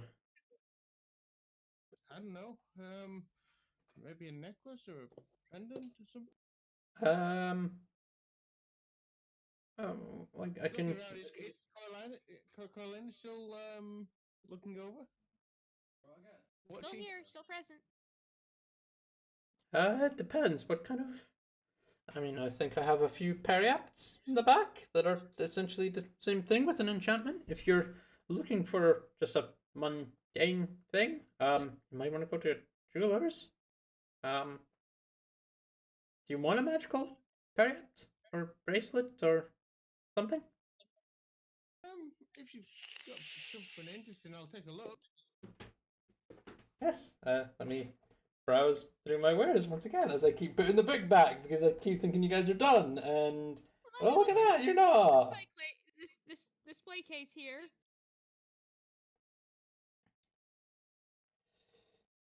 While you're doing that, I'll just point at Vic and cast message. I think I found something you like.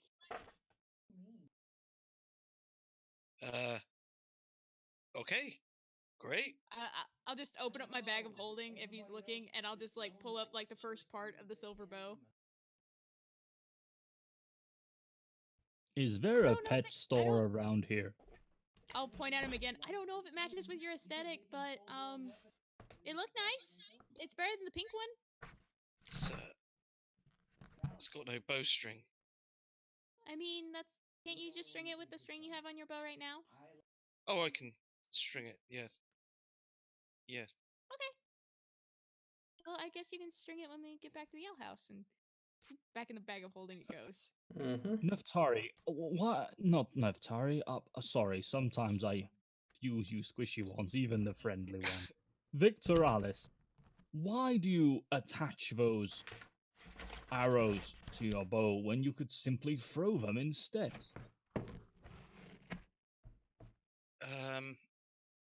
It's a question I've never thought to ask I think myself, I can answer Temple. this one. They go a lot faster and more accurately with the use of a bow.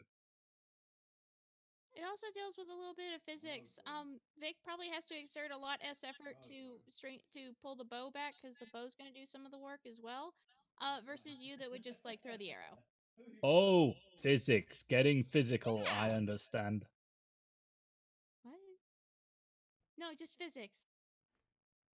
Yes, Well, getting if- physical, which is why I think if we made the arrows bigger to the size of javelins, But they wouldn't travel as That fast. that's called a ballista, my friend. And we need to get me a ballista. uh, I mean, you could try. I don't think it would work out for you, honestly. I Because challenge ballistas that are really assessment. big. Well, we could get you Flex. one of those.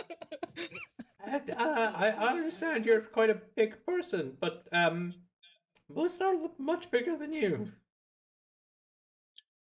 Simple. Have you ever thrown anything other than, a small horse I- in battle? I did once throw a boulder larger than myself at some frost giant, I think I remember but that. I ran out of boulders. If you remember, I then used myself as a boulder. Never like a ballista type, giant arrows.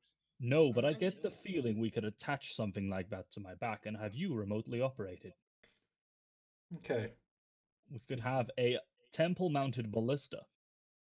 Oh, that's interesting. We need to work on that for some time, but I do have a few things that. When do I let him know that's not actually physically possible? Sure, it is. It's scale up a crossbow. And I'm definitely strong enough that we could make a step on my back and have Victoralis use the step to pop people with his siege weaponry. It's just siege warforged. I believe they are actually a thing, but anyway. Well, if you're finished, I do have a few things here for you that might garner your attention. I have this.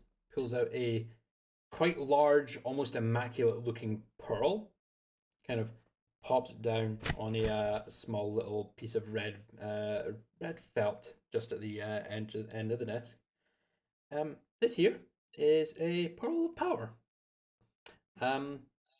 It as long as you have it on your person and you speak its command word, you can regain a single expended spell slot. So long as it's nothing greater than third level. So if you're running out of your lower level spell slots, like a third level, first, second, or third, you can use that to gain a free spell slot. Can only be used once per day, which resets at dawn, but it is a free spell slot. The other thing I have here is the Periapt of Health. It kind of pulls out a gold chain that has a depiction of a feminine hand kind of grasping onto a crimson red ruby that's been cut into the shape of a heart. While wearing this periapt, you're immune to contracting any disease. If you're already infected with a disease, it is immediately suppressed while you're wearing it. So if you have something bad, like it can prevent it from hurting you even more. And if you don't have anything, it will stop you from getting any bad diseases. How much is that? It's not much. I pass this over to you for 475 gold pieces. Okay. Look at the pearl as well. The pearl 450. So 925 gold pieces. Okay, I'll take those. Okay. Yeah. Pass over the currency and count it all up, and then passes it, like, bundles up the pearl in the little red felt and ties it off and passes it to you, and then sets the periapt in a small decorative box, closes it up, and passes them both to you. They both do require attunement. The pearl of power does require attunement to from a spellcaster. I believe all of you would fit the bill if I'm not mistaken. But yeah, is there anything else that I can help you with?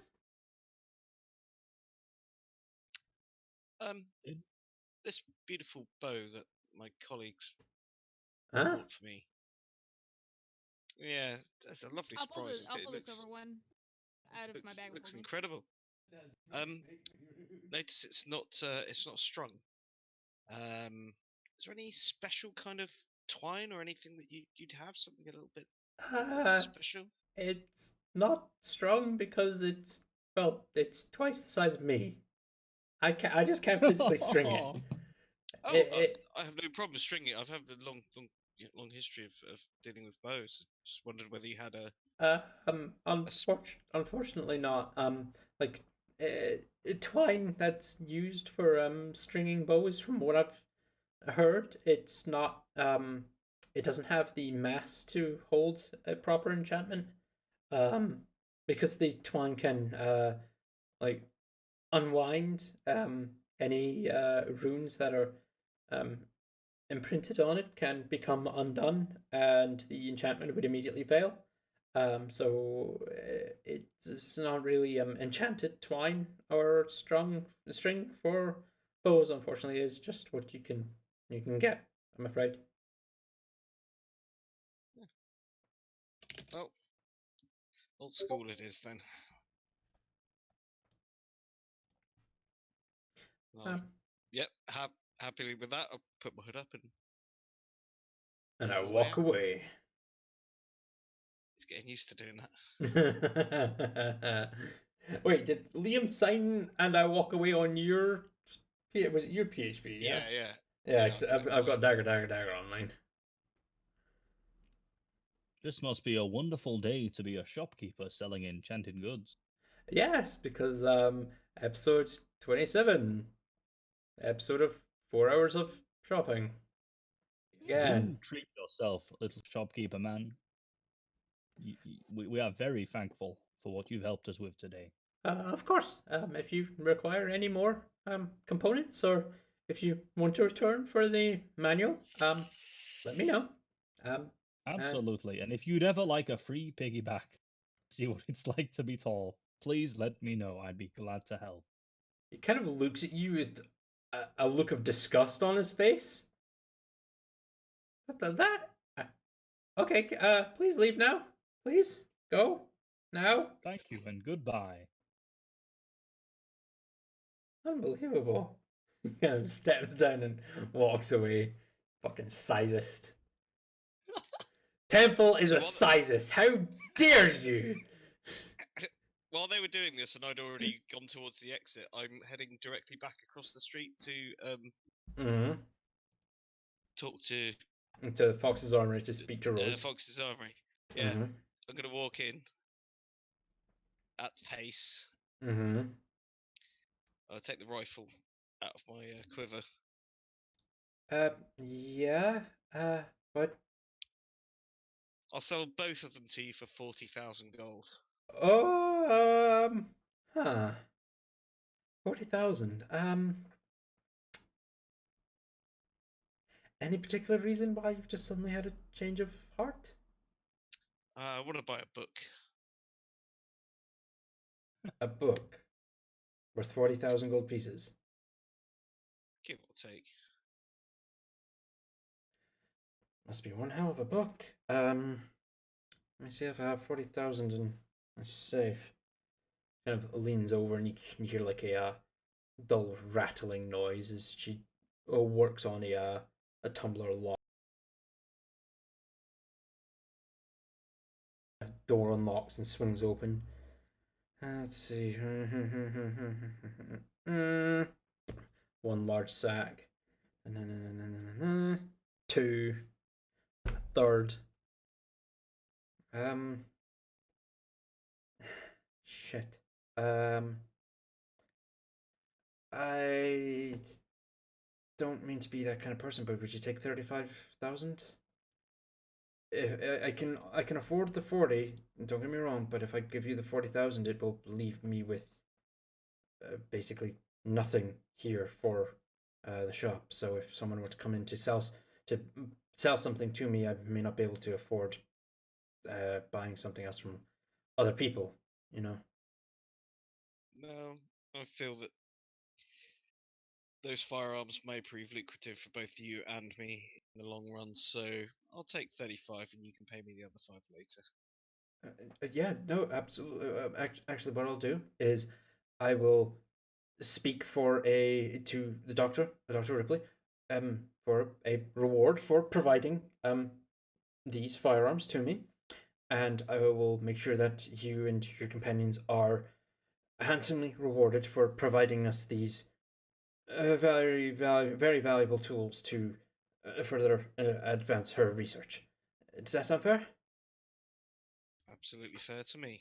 Put Perfect. the rifle down on the counter. Slides the 3 large and 1 kind of semi-large sacks of gold to you. Takes the rifle and just looks Gather them over. up into my quiver. Okay. Thank you. I will. I've got someone waiting for me with that book, so take care of course. those. And Of course, I will. I'll let the doctor know the Hydra Ale House, and we'll be in touch. Okay. She like smiles and immediately turns around and dashes into the back. As I get to the door, I'm gonna say, if you want the bullets, you know where to find me. And then I'm gonna walk out the door. As you like slowly like step out just before the door closes, all you hear in the background is "Fuck."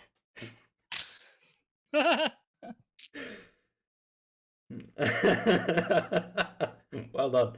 I'm assuming you're making your way back over to Sigils. Straight back over. Straight back over. Like, yep, you just got shafted. I just made a lot of money. Boom. I'm assuming that's what's going to happen. Is just boom. Yeah, I walk in. There's the 30,000. That was quick. Yeah, I'd like to be motivated in my work. Sure. 10, 20, 30. Pops him down on the side, and you see he seems to be looking at something in particular. Yeah, that seems about right. The 3 sacks disappear into his little pocket dimension that he keeps his money in. And here you go. 1 manual of quickness of action. Again, it will take full reading, 48 hours reading worth over 6 days. You can do it within 48 hours, of course. I wouldn't recommend that, as it would potentially exhaust you.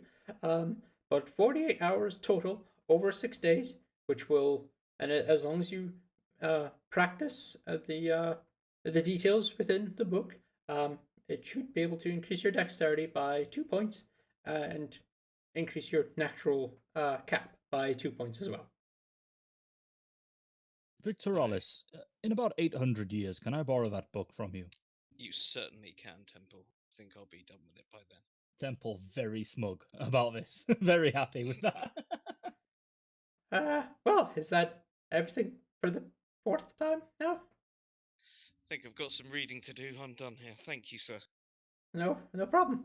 It's a pleasure doing business with you. He kind of smiles to himself and steps down from the stool, and makes his way out. I wonder what he's going to buy. And are you guys just making your way back to the Hydra's Ale House, or Yeah, now that I've left the shop, I bet he's going to buy leg surgery so that he can be tall. With all that money. I heard that.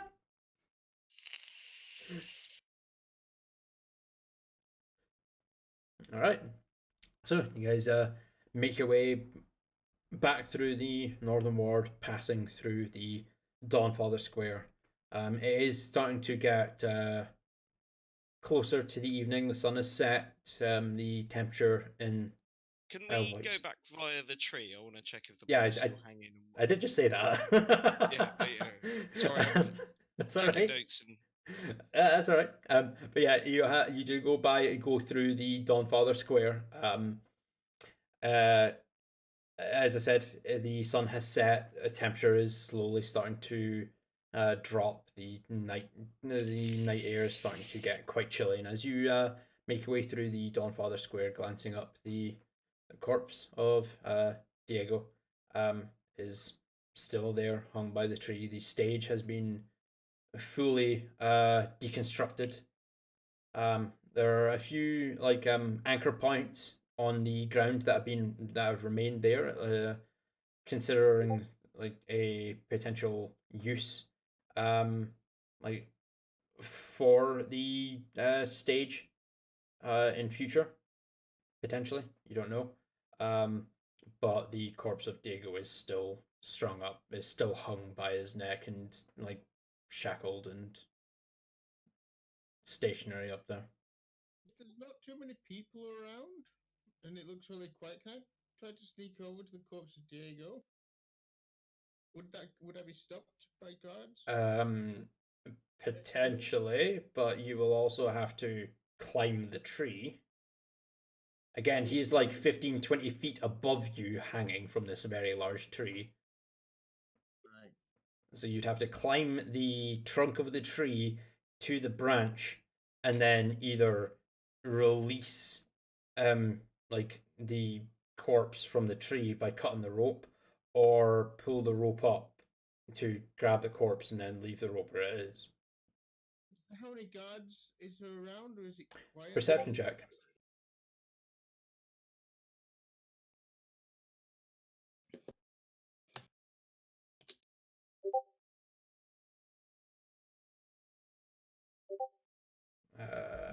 That was in the wrong channel there, and that's right, but I'll still take it. 1926. That's all right. You can see that there are a few guards kicking about, but it seems to be that they are moving. A guard is in place, like at his station. Another guard approaches, and they have a small conversation before the first guard he sees is moving. It seems that there is a changing in the guard at this present moment in time, so they might be distracted enough to the point where you could potentially try something. On the other hand, there's twice as many of them. There is that. They're going to subtly transform myself into some small scurrying creature, a rat, perhaps? Or a squirrel, or something like that. guinea pig. Well, I think a rat is more likely seen in a town. We'll be able to climb a tree perfectly adequately. Okay, yeah, you well shape into a rat and start scurrying along the floor and start climbing the tree. Just go ahead and roll me an acrobatics check at advantage.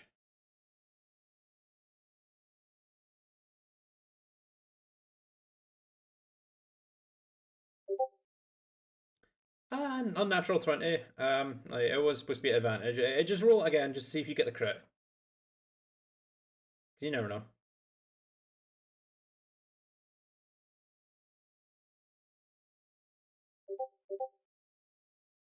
That was a crit anyway. But no, on an unnatural 20. Yeah, no, you have no issues as you ascend up the tree. You manage to make your way up the trunk of the tree and cross across the branch that Diego is strung from. What are your plans here, Neftara? I'm going to try and get a hunk of flesh. Okay. Yeah. You As it sounds, I'm going to run down the rope. I'm going to swing from bits of giblets. I'm just going to try and tear off a piece. all right. Go ahead and roll me a survival check, please. Let's see what you're doing here.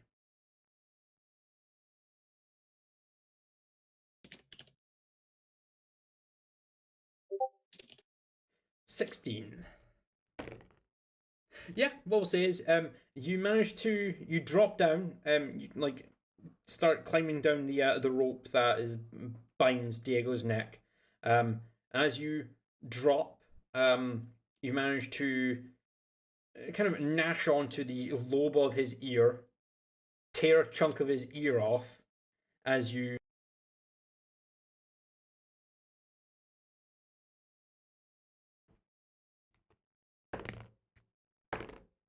Cut out there, Scott. Yep, hold on. Yeah, your mic. No, I'm rolling. 2 seconds. He's rolling, that's why. Ooh. Are you rolling to see if he fucking swallows it accidentally? Nope. You take 20 points of bludgeoning damage as you fall as a rat. Fall damage is a thing, unfortunately. So you take 20 points of bludgeoning damage. A rat, I believe, only has 1 HP, so that 19, the remaining 19 does transfer over to your form when your wild shape drops when you hit the deck. But in your mouth, when you return to your beast-type form, you do have a small chunk of Diego ear in your mouth. Okay, then as subtly as possible, I want to scurry away before the guards. Well, you're in your normal form now. When you in your wild shape, if you take enough hit points, that would reduce that form to 0. You automatically revert back, so you're a beast height again now. I'm beast height, but I'm going to try to scurry away. Okay, so you're just like, run away, Joel. Hope they don't pay attention to me. Let's find out if they do. Nope, they don't. You're good. There's a disadvantage and a roll to 1, so you're fine. Changing to the guards, they're speaking to their comrades. They're those that are just getting in, starting their shift, are talking to their comrades about what they've done for the day, and those who are leaving their posts are discussing what they have the plans for their evening and shit like that. You know, they're being quite casual. They're not really paying attention at the moment, so you get away with it. As you scurry away back to your companions, and I'm assuming now you're all wanting to make your way to the Hydra's Ale House? I suppose. Everyone okay with that? Yes. It's late in the evening, done our business, so to speak. Alright, well, Yeah. if that is the Let's case, go get a drink. if that is the case, we will actually go ahead and get a drink ourselves, as we go ahead and take a quick 5-minute bio break, go to the bathroom, get something to eat, get a drink, because it has been a couple hours, yeah, and you've spent a lot of time shopping, so we will quickly go and go AFK and take a quick break here. Is that okay with everyone? Yep. Yeah, cool. Right, so break time. We will return here in about 5 minutes. Bop and bop and bop. We are back. Everyone has managed to go and get their things and stuff and drinks and food and go to the bathroom and stuff like that, except me, because I can't really move because this green screen is right behind me. It's a pain in the arse. But hey ho, I've only got about an hour or so left, maybe if that, before we come to a close. Anyway, you guys managed to make your way back to the Hydra's Ale House. Once again, as you cross the threshold of the doorway from outside, it's almost complete and utter silence before you cross the threshold of the doorway, and the interior, the hustle and bustle of the multitude of different people that are inside are discussing the day's events of the hanging that has happened. And just passively, you guys can hear people discussing it about how it's a good thing that another threat to Whitestone has been removed from this world. People saying that it was injustice, that he should have faced a proper trial, that there was absolutely no proof that he was a werewolf. He just had to take on the Lord Briarwolf's, Lord Briarwood's word of mouth. Some discussion as to where the Lady Briarwood is and why she wasn't there. But for the most part, all the hustle and bustle is about the hanging. I would like to more than just passively listen in and perhaps get a drink and try to engage some of them in conversation. Find Okay. out a bit more about their thoughts. Okay, yeah. There is a group of four human males around one of the large tables, just off center to the right. A pitcher of ale in between them all with their own tankards that they're all enjoying. Do you want to go and join them, or? Can I assume we've gone to the bar and got some ale? And... You can most certainly go to the bar and get some ale if you'd like. Yep, we'll Yeah, certainly attack cool. it. Yeah. Well, okay. So I know Corlina, you're heading up to study. Temple and Victoris, what are you guys wanting to do? I'll stick in the bar with Netari and have a few drinks, I reckon, before I Okay. head off. And Temple, what about you? I'll stay in the bar because that's where the most people are. All right, cool. So you head over to the bar. Shakad is there. Behind as you pass the veil and the hustle and bustle behind you kind of silences, and there's just a dull murmur behind you. It's like, good to see you all again. I've seen that the hanging actually happened, and for some extremely strange reason, there was cake and beer at the hanging. Your customs are very strange to me, but I guess that what happens nowadays. Don't usually see cake and beer at hanging. It's supposed to be quite mournful, almost. But anyway, what can I get for y'all? Cake and beer. I'm not giving you cake. I can give you beer, but cake, no, absolutely not. Beer's I fine. just want beer. Absolutely. You just want a few tankards of ale, or you having anything else today? Without fancy whiskey?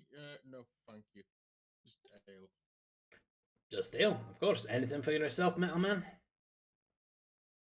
No, thank you. I'm good. No problem. Pours two tankards of ale and slides them both over to each of you, Victoris and Natari. Your wizard friend, I've noticed, has gone up to the tower. Still yours for the evening, of course. If you retire again, let me know if you need anything, and I'll have it all brought up to you, of course. Yeah, she does that. In fact, got a bit of studying to do myself this evening. Better take it easy on these ales, but we'll let you know. Thank you. Of course. He goes back to getting set up, ready to make some food and pour some drinks. As you guys take your ales, you just heading over to the table of the humans that were all sat about. Especially the ones that were talking about the trial. Aye. How there was no... If that's them, is it? Yeah, it's just the like I said, a table now to your off-center left. A group of four humans who are sat about. There are still some seats at the table, so you could potentially join them. But they are sat down. They are just talking amongst themselves about the trial and like what their opinions of it. Are you joining in with them? What, do you guys reckon he was guilty or not then? Say that as you take a seat next to them, kind of look over to you. Everyone is a robot. I'm going to sign in and out of the call. Alright, cool. The cameras will not necessarily be a pain in the arse. Can you hear us now? Are we heard? Yay, nay. Everyone is a stuttery robot for me. Testing 1, Oh. 2. Now I've lost. Oh Okay. dear. Some technical difficulties with Eve, so cameras may be a little bit messed up for a little while until you're able to get that sorted. Picture just fine, so... Yeah, Eve's picture seems fine, but we'll wait and see. But yeah, as you sit down and join them, the men kind of take a glance over to you, like, yeah, I believe that the individual was guilty. He definitely seemed like that, especially when you look at someone who's in chains and how they've been trying to break free. A guilty man would never want to try and break free and run. He would, try and prove his innocence instead of trying to fight for it. Yeah, but we didn't actually get to see any kind of trial. The only thing that we had to take upon was Lord Briarwood's word that he was a werewolf, and that was it. He was hung. Yes, but if the Lord Briarwood has evidence enough that he should be hung, then he should have been hung. It's as simple as that. It's just not right. What about you, freshies? I know you're not new to, well, you've not been here long. I've spent enough time in this alehouse. What do you guys think? Do you think he was actually a werewolf, or no? Well, my friend chucked a coin at him and it burnt his flesh. I mean, that's a werewolf. Ah, see, a silver coin touching a werewolf and it burned. Proof that he indeed was a werewolf. Of course, that doesn't make the town any safer. There are more werewolves out there. Well, there's that. There's that. It could be a pack of werewolves. Where there's one, there's usually more. But just because a coin was thrown at him that just so happened to burn him, that doesn't necessarily prove anything. And why not? Why doesn't that prove that he was a werewolf? When silver contacts a werewolf, it burns. Yeah, just like iron does with the Fae. But there's casters around these parts. Anything could have happened. And what do you think? That someone was watching for something like that happening? You can never trust the Briarwoods. I've actually met werewolves that are friendly and only eat beasts. Of course, and my grandmother was a queen of a faraway land. Yes, Oh, and my werewolves friends are here are beasts. royalty too. And kind of glances and looks at you, Neftari. Yes, of course, royalty. No, all werewolves are beasts and deserves to be put down. But you, be careful with what you say about the Briarwoods. You may not like them, but they can definitely put you to the noose as well. Yeah, true. I still don't like them. Shouldn't have been done behind closed doors. We should have been privy to the trial. Is a closed door trial normal in this area? It is now. A long time ago, before the Briarwoods were kind of inherited control of the city. The Derolos before that, they would hold trials within the castle, and everyone would be who was willing to take part could go and have their say, and they would dish out any punishment or let people go as they saw fit.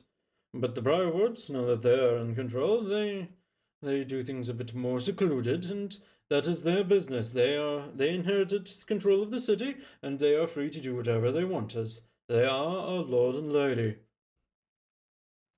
It's not the same, It's not really fair to just like the Briarwoods could take me into their castle, brand me as a werewolf, and hang me without anyone else seeing, and you guys would all believe them. Are you a werewolf? No. Even if I was, do you really think I'd tell you? No, that's very true. I highly doubt you would. But still, They are lord and lady, and we must take what they say and assume it is the truth. I can't take what they say at face value. It's not fair. It's not fair on our brothers, sisters, husbands, wives, friends. Anyone could become a potential victim to the Briarwoods. Well, that is just your opinion, after all. And what about you, Freshies? What is your opinion of our fair lord and lady and the trial? Did you think it was well done? Did you think he deserved it? I did not see a trial. I thought the guy was innocent only because I've actually come face to face with real werewolves. And, well, the werewolves around here said that they were the only ones and he wasn't one of them. Oh, and yes, of course, he spoke with the werewolves that have been terrorizing our city, of course. Which reminds me, we do need to discuss whether or not we're going to go back and deal with them. If what Talar was said was true, then they're a danger. Oh, well, if you know where the werewolves are, then you should definitely go back and deal with them. They're a blight on this city. What, have they been killing people for a long time or what? Well, not killing people for a long time. They don't. Just be quiet. They don't. The werewolves have never been a fucking problem. Yeah, they've like some cattle have gone missing at times in some of the nearby farms, and a lot of the hunters that go out that way never come back. But they've never come into Whitestone. They've never attacked anyone within the city walls. Do you think it's possible that something unethical is happening within the city? The controversy around the werewolves being used to attract the people I found Probably. happens quite often. Probably. I wouldn't put it past the Briarwoods.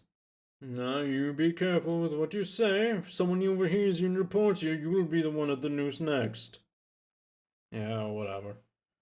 Who are these Brightwoods? You said you didn't say they inherited their title. You said they kind of inherited the title, or so. Well, what it was is that the old rulers of Whitestone, the Derollos, they unfortunately a grave illness took over them, and they all but passed away. The Briarwoods, they were close friends with the Derollos, and when the last of the Derollo line finally passed, they left the city in their name for them to run as they see fit. These lords, the Briarwoods, are these the same people we saw give the final order, speaking Well, celestial the at the Lord. hanging? Well, I don't know what language you were speaking. If you say it was celestial, then I'll believe you. But yes, that was Lord Silas Briarwood. Lady Delilah, she wasn't there. But yes, that was Lord Silas Briarwood. Any reason why the good lady wasn't there? It could have been anything. Someone She could like- have taken ill. She could have may have just not wanted to bear witness to an execution. I wouldn't say that was the exact cause. I'm pretty sure she would love an execution, but there's a multitude of different reasons. You think that your lady would love to watch a man die? She's a lady and he's a lord. Of course they do. They get off on that kind of thing. It's an outrageous thing to say about your lord and lady. You should be quiet in case someone reports you. I mean, if you report me that I said that the lord and lady enjoyed the execution, I'm sure they would give me a commendation for saying such a thing, because I think it would be true. They do enjoy an execution. This isn't the first time this has happened, you know. To a werewolf? No, not just to a werewolf, but to convicted murderers and rapists. They've been put to the noose. They've had their head chopped off. One has even been banished to the abyss. Did they have trials? Behind closed doors, yes. Right. So, but nobody actually saw the Any evidence that these guys are Yes, murderers? if these are behind closed doors trials, how do you know that these aren't just people who Well, I the don't know. Lord set alight? Perhaps the bodies of the men, Why, women, most and of the children that were evidence indicates murdered that were this is a trial evident. system. The bodies of the men, women, and children that were murdered are evidence enough, along with the men and women who were raped by the multitude of people that have been convicted. It's the trial may not be public, but the evidence is quite clear, and the evidence of the werewolf was quite clear. You saw the burn of the silver touching its skin. Of course it was a werewolf. We don't need anything more than that. We don't need to see the trial to know that. Clear, but just curious. So how many of these sorts of hangings have you had since the Briarwoods came to power? Well, the hanging, we've only ever seen one hanging, and that was today's one. But we've seen executioners decapitate people. We've seen some of the casters in the area, the more powerful ones, banish people to a different plane of existence. And some who are some more lenient punishments. They've been exiled from the city, never to be allowed back to see their friends and family again. How many were there before the Briarwoods come to Before the Briarwoods, no, it wasn't as serious. The Zerolos were a lot more lenient, but the crime rate was a lot higher when the Derolos were in charge. The Briarwoods being a bit more heavy-handed with the punishments. The crime rate is significantly lower than what it was when the Derolos were in charge. I've I'm thankful for the Briarwoods being in charge. So, yeah, speak for yourself. That mean? It means that I don't think that's true. Like, the crime rate has apparently gone down, but like you guys said, a trial behind closed doors that we don't get to see. They could be accusing anyone of anything. Bodies can come from anywhere. Like, you can go and dig up a grave and claim this guy was murdered. I could say I was raped by you last night, and where's the proof of it? It's what I said. You should be hung for that. No, please. There's means of telling whether or not I actually raped you. There's spells that can force you to tell the truth. Yeah, but you can actually get around those spells. Those spells would be cast in an open trial. Would give any spell. No, there's no need for an open trial because the Lord and Lady are just individuals. No, they're really not. You have a lot of trust in your Lord and Lady. Of course, they are my Lord and Lady, and they are the ones who govern and run the city. Without them, the city would fall apart. We can't just start accusing them of being heretical, of killing people for no reason and just doing whatever they want, because if they did that, it would enforce anarchy throughout the streets. Everyone would run around killing and raping each other and doing whatever they damn well wanted. It's not the same. Unless they only did it behind closed doors or something like that. Yeah. It would be unfair of me to pass judgment. Now you're actually starting to think. No. I do not believe such a thing. If you continue with this line of thought, I will go and report you to the guards, and I will see you by the noose tomorrow. Yeah, of course you would. Are the Briarwoods really the kind of lords and lady that would have someone executed for questioning them?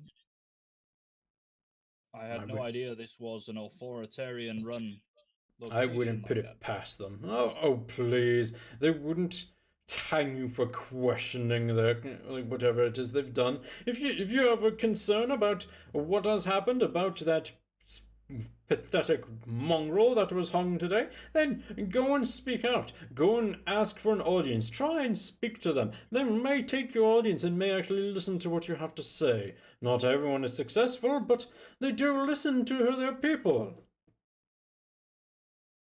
My good man.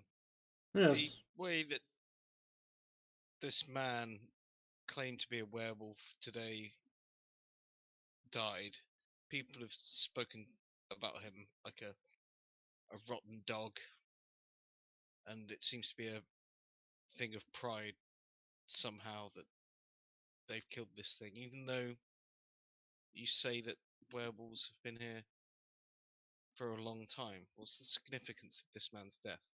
That he What does was it mean to that lord and lady? he was found to be a werewolf, and he has done terrible crimes to the people of Whitestone, and therefore he has hung. It is quite simple. The other werewolves that you have apparently been in contact with, the pack, we haven't caught them yet. If they were to march into Whitestone and confess, they would all be by the noose in the morn. I can guarantee you that.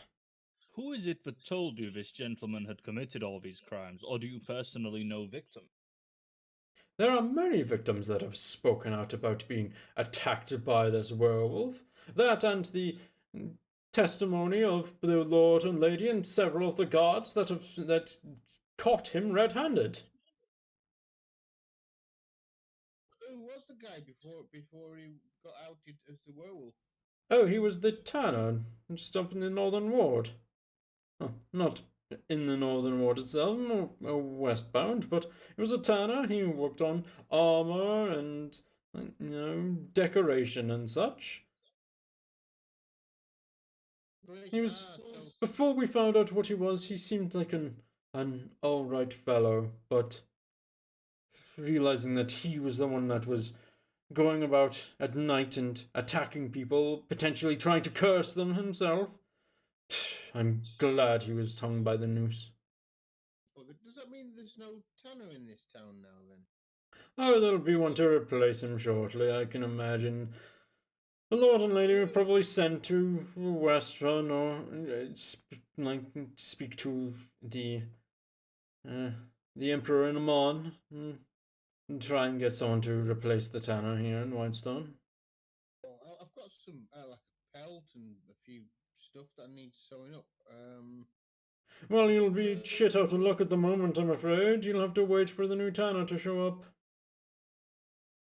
I reckon I could be a tanner. Well, if you want to apply to be the city's tanner, then go and try and get an audience with the lord and lady of Whitestone. It's quite simple. The job, what, come with a accommodation? Yes, you'll have your tannery, which has its own accommodation, and there you'll be able to conduct your own business at your own rates that you set up and make some money and, have a career out of it if you think you're capable enough. Neftari, do you plan on settling down? Yeah. Is that what you're doing? Go to the lord and lady tomorrow, and I'll offer my services as a tanner. Well, How do we gain contact to the lord and lady? Can we gain an audience with them to present ourselves? I mean, we you can come most from a certainly far-off try. land. My Yeah. family, I'm from a long line of royalty. These are my faithful companions, and Well, obviously we have a skilled tanner here who potentially could provide some benefit to the city. if you put in a request, either in writing or go to one of the guards and explain the situation, they can I'm pretty sure they'd be able to put it forward to Lord and Lady Briarwood, and if they deem you, I would say, hesitate to say worthy enough, they would grant you an audience. Are you familiar with the doctor, Dr. Ripley? No, Dr. Ripley is more secluded in the castle. She's doing an extensive amount of research on a project that she's keeping quite hush-hush. But we don't really get to see her that often, only when she's out to get some supplies before she's straight back into the castle. Well, that's a shame. It would be good to meet her. Well, if you get your audience, I'm sure you could arrange to meet the doctor while you're there. We'll make some arrangements in the morning, I imagine. Perhaps the doctor, who I believe already we'd like to speak to, could help us arrange an audience with the lord and lady. Well, she normally resides within the castle, and to get within the castle, you need to have an audience with the Lord and Lady Briarwoods. So it would be quite the opposite, I'm afraid. You need to speak to the Lord and Lady before you got to speak to the doctor. Oh, well, thank you for that information. Of course. You're new to the city and you're unaware of how we conduct our business. It's only fair to tell you. Yeah, but it might be a bit of a pipe dream. The Lord and Lady never seem to take an audience with anyone, regardless of what it is. Oh, be quiet. I have personally seen to the Lord and Lady Briarwoods. Yeah, in your dreams, maybe. Whatever you say, peasant. We're of the same class, you asshat. So be quiet. Yeah, exactly. Gentlemen, should we retire for the night?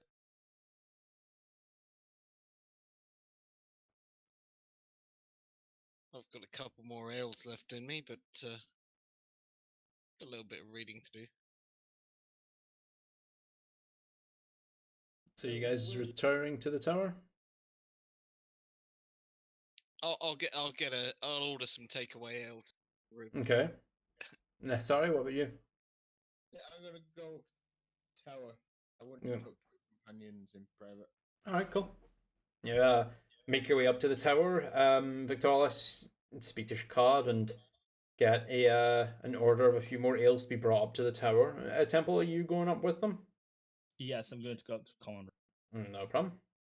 And what's the plan for the evening, guys? Carleen, I know you're doing your like finishing up with your spells and stuff like that. Yep, I think you told me I have 1 hour left of study. Was it 1 or 2? Check your DMs. I'm about to, if I can bring up the right thing. There it is.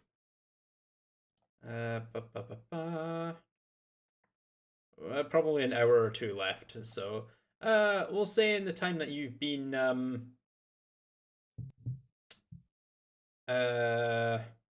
like in the time that you've been alone while the guys have been having their conversation, you've got about an hour left, we'll say.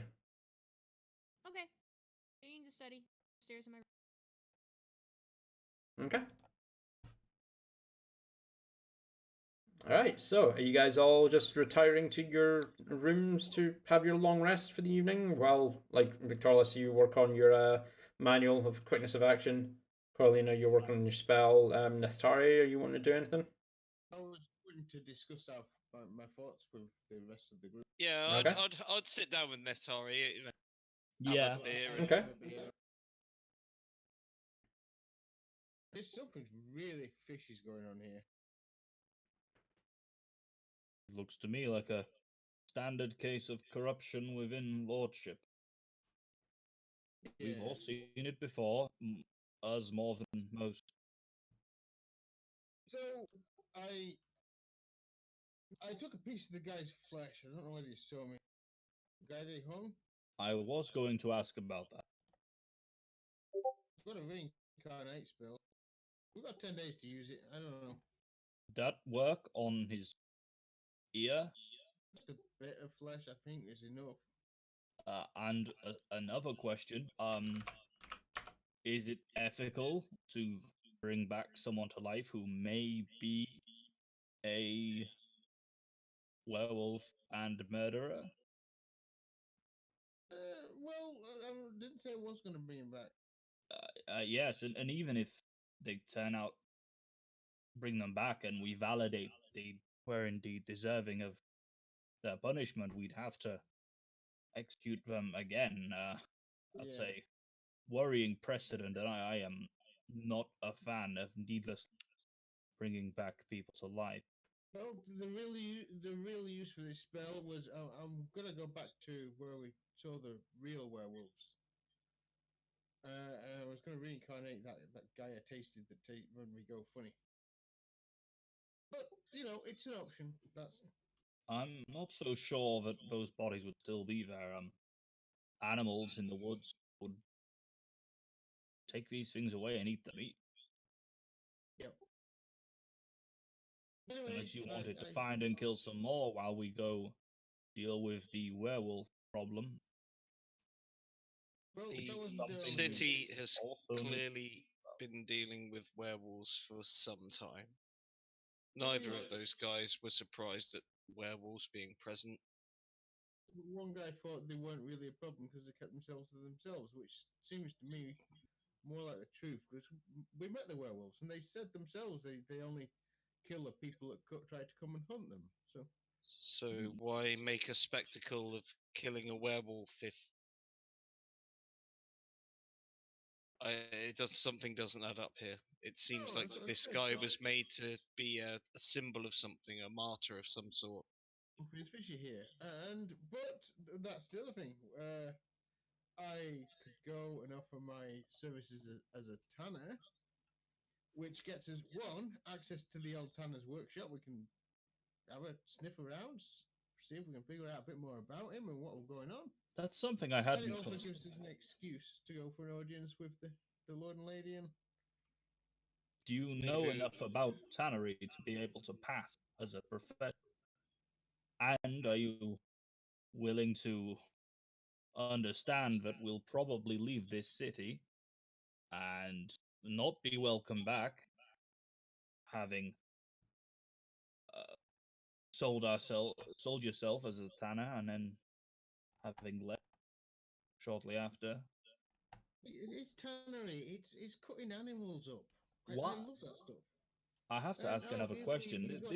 You've got to preserve skins. I've seen a bit of it. It's. I think you basically have to take the skin and piss on it and then stretch it, and that's it. And there's a bit of bleach and some fancy chemical. I could just argue that it's. While that is We fascinating, know it factually he's not occurs to wrong. me. It does occur to me. While I'm not a fan of subversion and deception, do you need to be the tanner to be permitted in to the Western Ward Tanner's workshop? Couldn't Victoralis or yourself sneak in during the night and perhaps validate or work as detectives and look for information? That the building's probably empty, given that nobody lives or works there. Probably. Temple has a point. And also, Nethari, I wouldn't focus on long-term plans because if there is an oath bow in that castle and I get my hands on it, we're going to be running fast. Fair enough. So, do you think the tanner is connected to the castle, or is it just been in the independent workshop in the city? I think we should play it as we have done this far. If I am royal, then I shall be royal, and you can be my royal tanner. And we will present ourselves to the Lord and Lady as such. And I will offer your services to them. As I read in a book about some really short guy and a tall, like, shiny guy who went to a desert once. But you can become their tanner, the man on the inside, and maybe we'll gain access. Yes, I think I read that book. I believe it was Sandstorm by Mr. Rude. It may well have been. It's been a long time since I read it, Temple.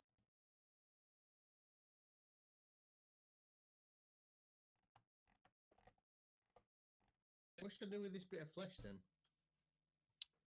I think I've done Eat remarkably it. well not to accidentally eat it. I mean, Well, when if it's when you got a bit of meat in your pocket, it's. Oh, if shit, it's Oh. still I ate intact, it. Neftari, then put it into one of your pockets of holdings. Well, hang And it'll on. Does preserve it. anyone have a silver coin? Someone earlier floated the idea that a spellcaster may have faked the burning from the silver coin here. And we have skin right here. Do we have a silver coin? I certainly do. We I'll could. take one of the silver coins out of my pocket. It's worth validating, even though I suspect probably this gentleman was allergic. I'm not sure. I'm not sure. I might have eaten it actually. It's here somewhere. High or low, David? Oh no! No! Hi. You find it in your pocket. You're a lucky son of a bitch. That was a 51. Oh, here we go. It's. I think that's the right. Oh, there's another bit of meat in the other pocket. This. What's this off? Okay, that's a bit of the ear. That's definitely there's. Yeah. The werewolf bit's what we need, Neftari. This looks it like down on the something coin. you put on a pizza. Alright, so are you testing it with the coin? Yeah, I'll put a piece of meat on the silver coin. Okay. As you put the lobe of ear onto the coin, nothing happens. Medium rare. Maybe it doesn't work when the werewolf's dead. Can I Go get, ahead, like, Neth'Tari, and roll me a nature check. can I too? I was just asking that question. You go right ahead. Both of you Or is roll that- me a nature check.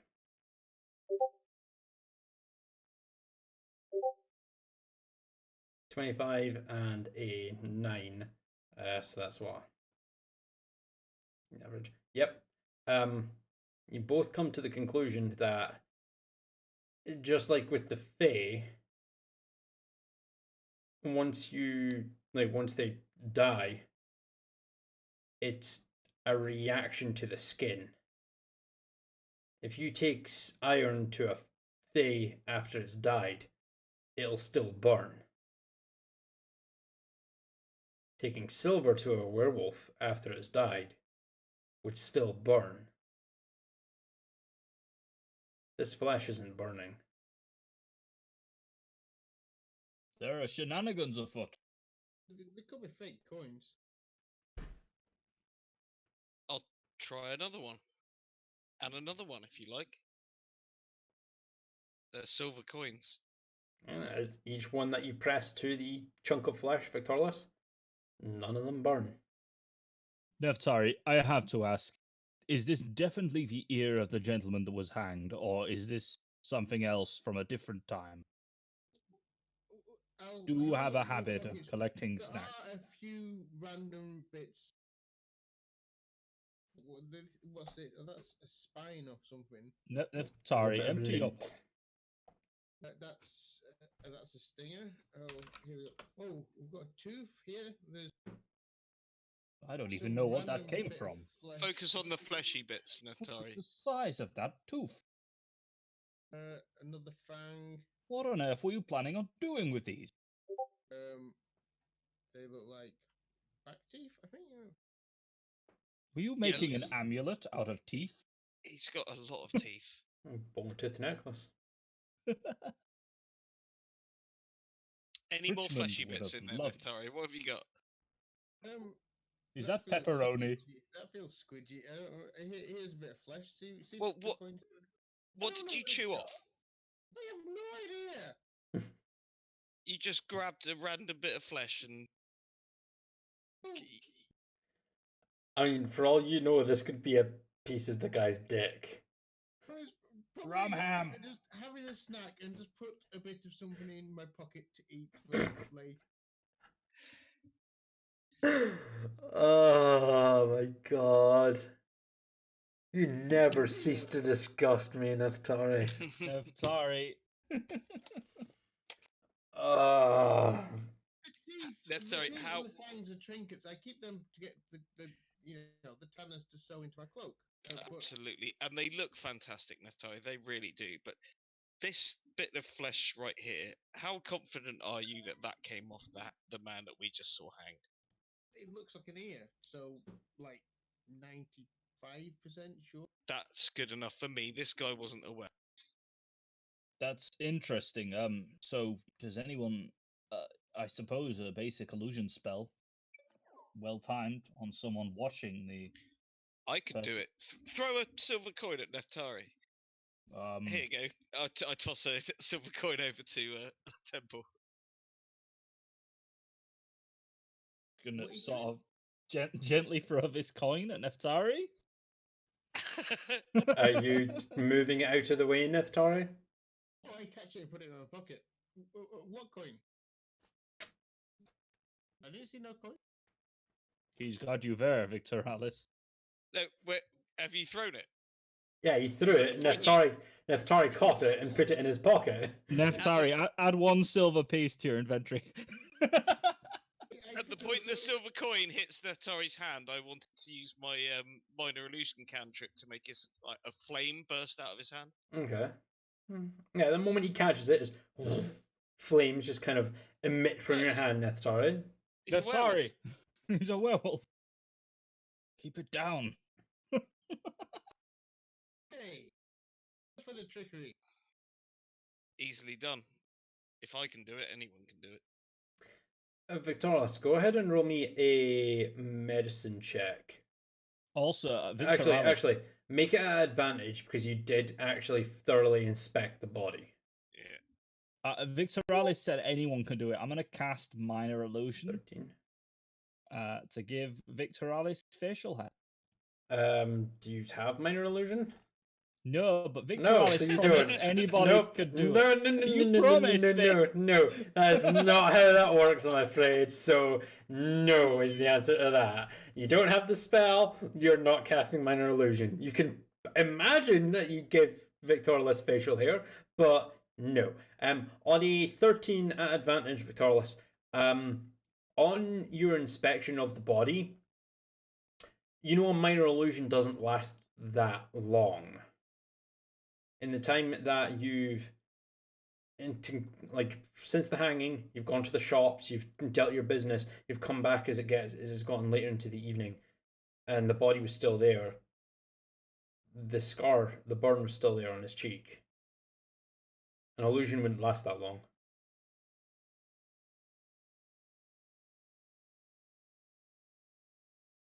You can keep that silver, Neftari. What silver? I never even. I didn't see it. He dropped it before he even. So this proves nothing. No. I mean, anyone can make a bit of flame appear, but Something untoward going on with that Lord and Lady. Neftari, remember the talking to the tree option? Is that something we can do tomorrow? yeah, I'll prepare the spell tonight. Why don't we go right now? No, because Nithstar needs to have a long rest in order to prepare the spell. That's why you can't do it right now. Scott needs a week in order to prepare himself. I need to mentally prepare myself for doing the whole. Hey, Keyleth. Yeah, it's so good to see you. No, you're not wrong. It's hey Bouchari. Have you tried kale? Fuck off. No, So, we're not doing Neftari, this. I imagine that tree has seen a great many things. If there have been hangings, it would have seen them too. Yeah, but I was intrigued to know the difference between a werewolf and I know, I don't know. It's a pretty big, sparkly, magical-looking tree, and I've come across a few of them in my time. It's got to Yeah. be worth a try. How old do you think this incredible flora is? Could be thousands of years old. Trees grow to that size after hundreds of years, but could be much, much older. Are there no more interesting spells we could just use to find out if this guy was actually a werewolf? I mean, can't we find his soul Identify somewhere flesh? and bind his soul to something? I don't like the idea of binding of souls from anything to anything. That is necromancy, and I simply must insist that we not. Why not? I'm sure there are other ways of sorting things out, but wait, Neftari, come on, I'm a paladin. My god's very core belief is cycle of life and death and For keeping you, it going. Your god was of Nerul, the god of death. Death you're and against keeping it that necromancy? way. Not resurrecting, undoing death. It's very much not what I'm about. Not when it's undue. Oh, Days like this, I miss Richmond. He had a unique perspective on these things. Oh, Richmond. Probably could have spoken to that piece of flesh. That would have Sad been face. pretty metal. Speak to it. Here you go. You can. Will it answer you, Neftari? Is the key question. Neftari, I hate to make a strange suggestion, and I'm sure you can tell me without even trying, but would you be able to tell if it's a werewolf just from the taste or scent of it, based on past experiences eating various beasts? I had a sniff of the corpse. It just smelled of sweat and ass. Were you able to say if it smelled like a werewolf? I mean, you've come across werewolves multiple times, both in and out of human form. No, that's what I mean. It didn't. It didn't smell of the forest. It didn't smell natural. It smelled of sweat and hard work and oil and ass. Like a tanner. Yeah, like those guys said, he was the town's. But Tanner. nonetheless, wouldn't there be a scent, and would this be something you can pick up, or should I be looking for a bloodhound? What, like a scent of werewolves? Yes. Well, it didn't smell like a werewolf. It smelled like a tanner. If a werewolf had a job as a tanner, it would smell like a tanner. I suppose you're right. And you've not tasted werewolf before, so I guess you're not able to tell. This is a strange discussion. Are we going to break into the tanner or what? I'd be able to tell more if I turn myself into a werewolf or just a wolf with a better sense of smell. My sense of smell is great, but it's much better when I'm a wolf or I've been a wolf recently, and then it wears off. You could certainly transform into a wolf and smell it, but do you know what a werewolf would smell like? Well, I'm not going to be able to smell anything off this little bit of flesh because it's been in my pocket for the past hour or two. What if I squeeze now it? all it will smell of is my pocket, which is... What if I... You don't want to go there. Go and smell a corpse, but even then it's been I tell you what, this gentleman's home, this tannery, must surely have evidence of wrongdoing or something that will... Yes, which is why I think maybe that perhaps yourself and Victor Alice here, and if you need the services of the most stealthy of us all, myself, we should definitely consider going to this tanner's. And if you don't need my services, then I will stay and do my nails with Carolina. We do it tonight? Yeah, I think we do it tonight. Neftari, do you think you can sniff this place out? If we can find it.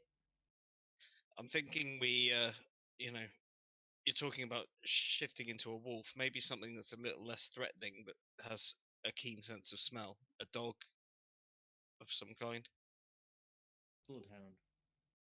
Exactly. Do you guys think I look good with nails? What, sort of sticking out of your head No, or shoulders? no, Or... not my friendly thumbtacks. No, I mean fingernails. My fingers are just metal stick. I'm feeling self-conscious about how I don't look as much human as the rest of you. And to be honest, your face paint needs a bit of a touch-up as well. It does. I look like shit. It's run a bit. I could lend you some clothes. I've got plenty of spare, like... Oh, I don't need clothes. I love being entirely naked at all times. Claws, like fangs. Oh, claws, not clothes. Silly me. I mean, I think claws would be better than nails. Claws? Absolutely, we could stick the claws of these creatures on and paint them beautiful colours. And you're telling me you could weld a weapon directly onto my fingers? Blue. This is so awesome. It almost seems like something that the DM would prohibit. I hate you guys so much. I just want to let you know that. I'll just paint some on for now. Something to think about in future. You know, we polished your armor, and that was a great idea. Right, so what's the plan for tonight, guys? Manicures. Markers! Yes! Oh my god! Well, Are you Atari, guys if you gonna- can find this Tanner, let's go find this Tanner. Have we got long enough left of the session to go and do this tonight? No, unfortunately not. If you guys are wanting to do that, we are going to have to leave that until next week, I'm afraid. I know what my final scene I want my final scene to be if we're going to be closing this off as with me and Atari leaving. Yeah, we are going to be closing off with you and Neftari here. If Neftari's going to turn into a bloodhound and it's me walking out in my clothes, like in my hood and everything up, I just turn around to the mum and go, "Just taking the dog for a walk." Just walk out the door of him on a leash. Yeah, okay. Yeah, I can imagine that. The last like before the we fade to black and the credits start to roll. There's a little bit of tense music as your boots slowly hit the stairs as you descend down the stairs, and then Chikad just kind of glances over to you, and you're there, cloak on, hood up. You just glance over, just taking the dog for a walk, and the camera just pans down to Nestari. And I'm going to retcon that you're not a bloodhound. You're going to be a pitch black staffy with one ear flopped over, just panting and smiling like, "Hey, I'm going on a walk."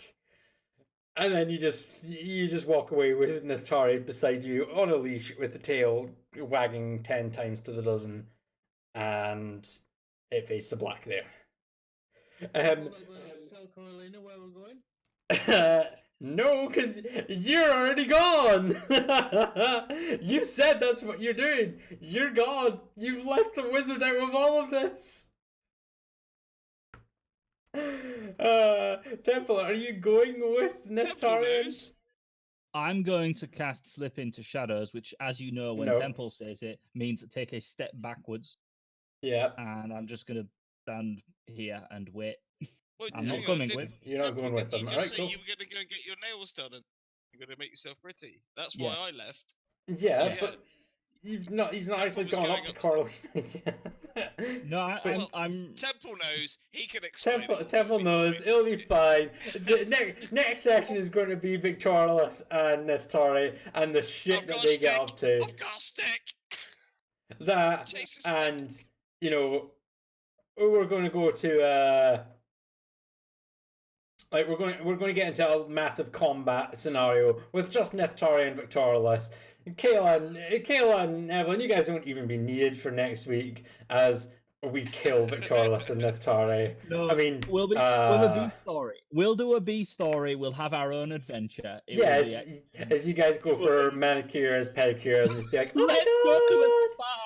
Let's go to a spa. salad!" I assumed Temple was going to go up and tell Coralina what we were going to do. You said you just need an hour on a spell. Coralina, this is D&D. We can go to a spa if this town has a spa. We can She do the can B story where we make a actually spa. I get am big. totally not salty right now. this entire discussion, the wizard has been left out of it. Anyway, with that, we are going to call tonight's session to a close because not only is it now 25 to 12, but I have work to go to at 5 o'clock in the morning, so I really want to go and try and get some sleep. So tonight we're going to call it there. I hope you have all enjoyed another 3 hours of shopping session. I guess you could say that. It was more like an hour and a half. But we have slowly progressed the plot line. Everyone should be good for next week. Yeah, Yep. no plans. I'm out during the day, but I should be back in time, so I'm good. Yeah, cool. We should be back for the next session of Dragons and Dungeons next week. We hope you have a wonderful rest of your evening and hope you have a good week. And we will see you next time. Bye. Bye.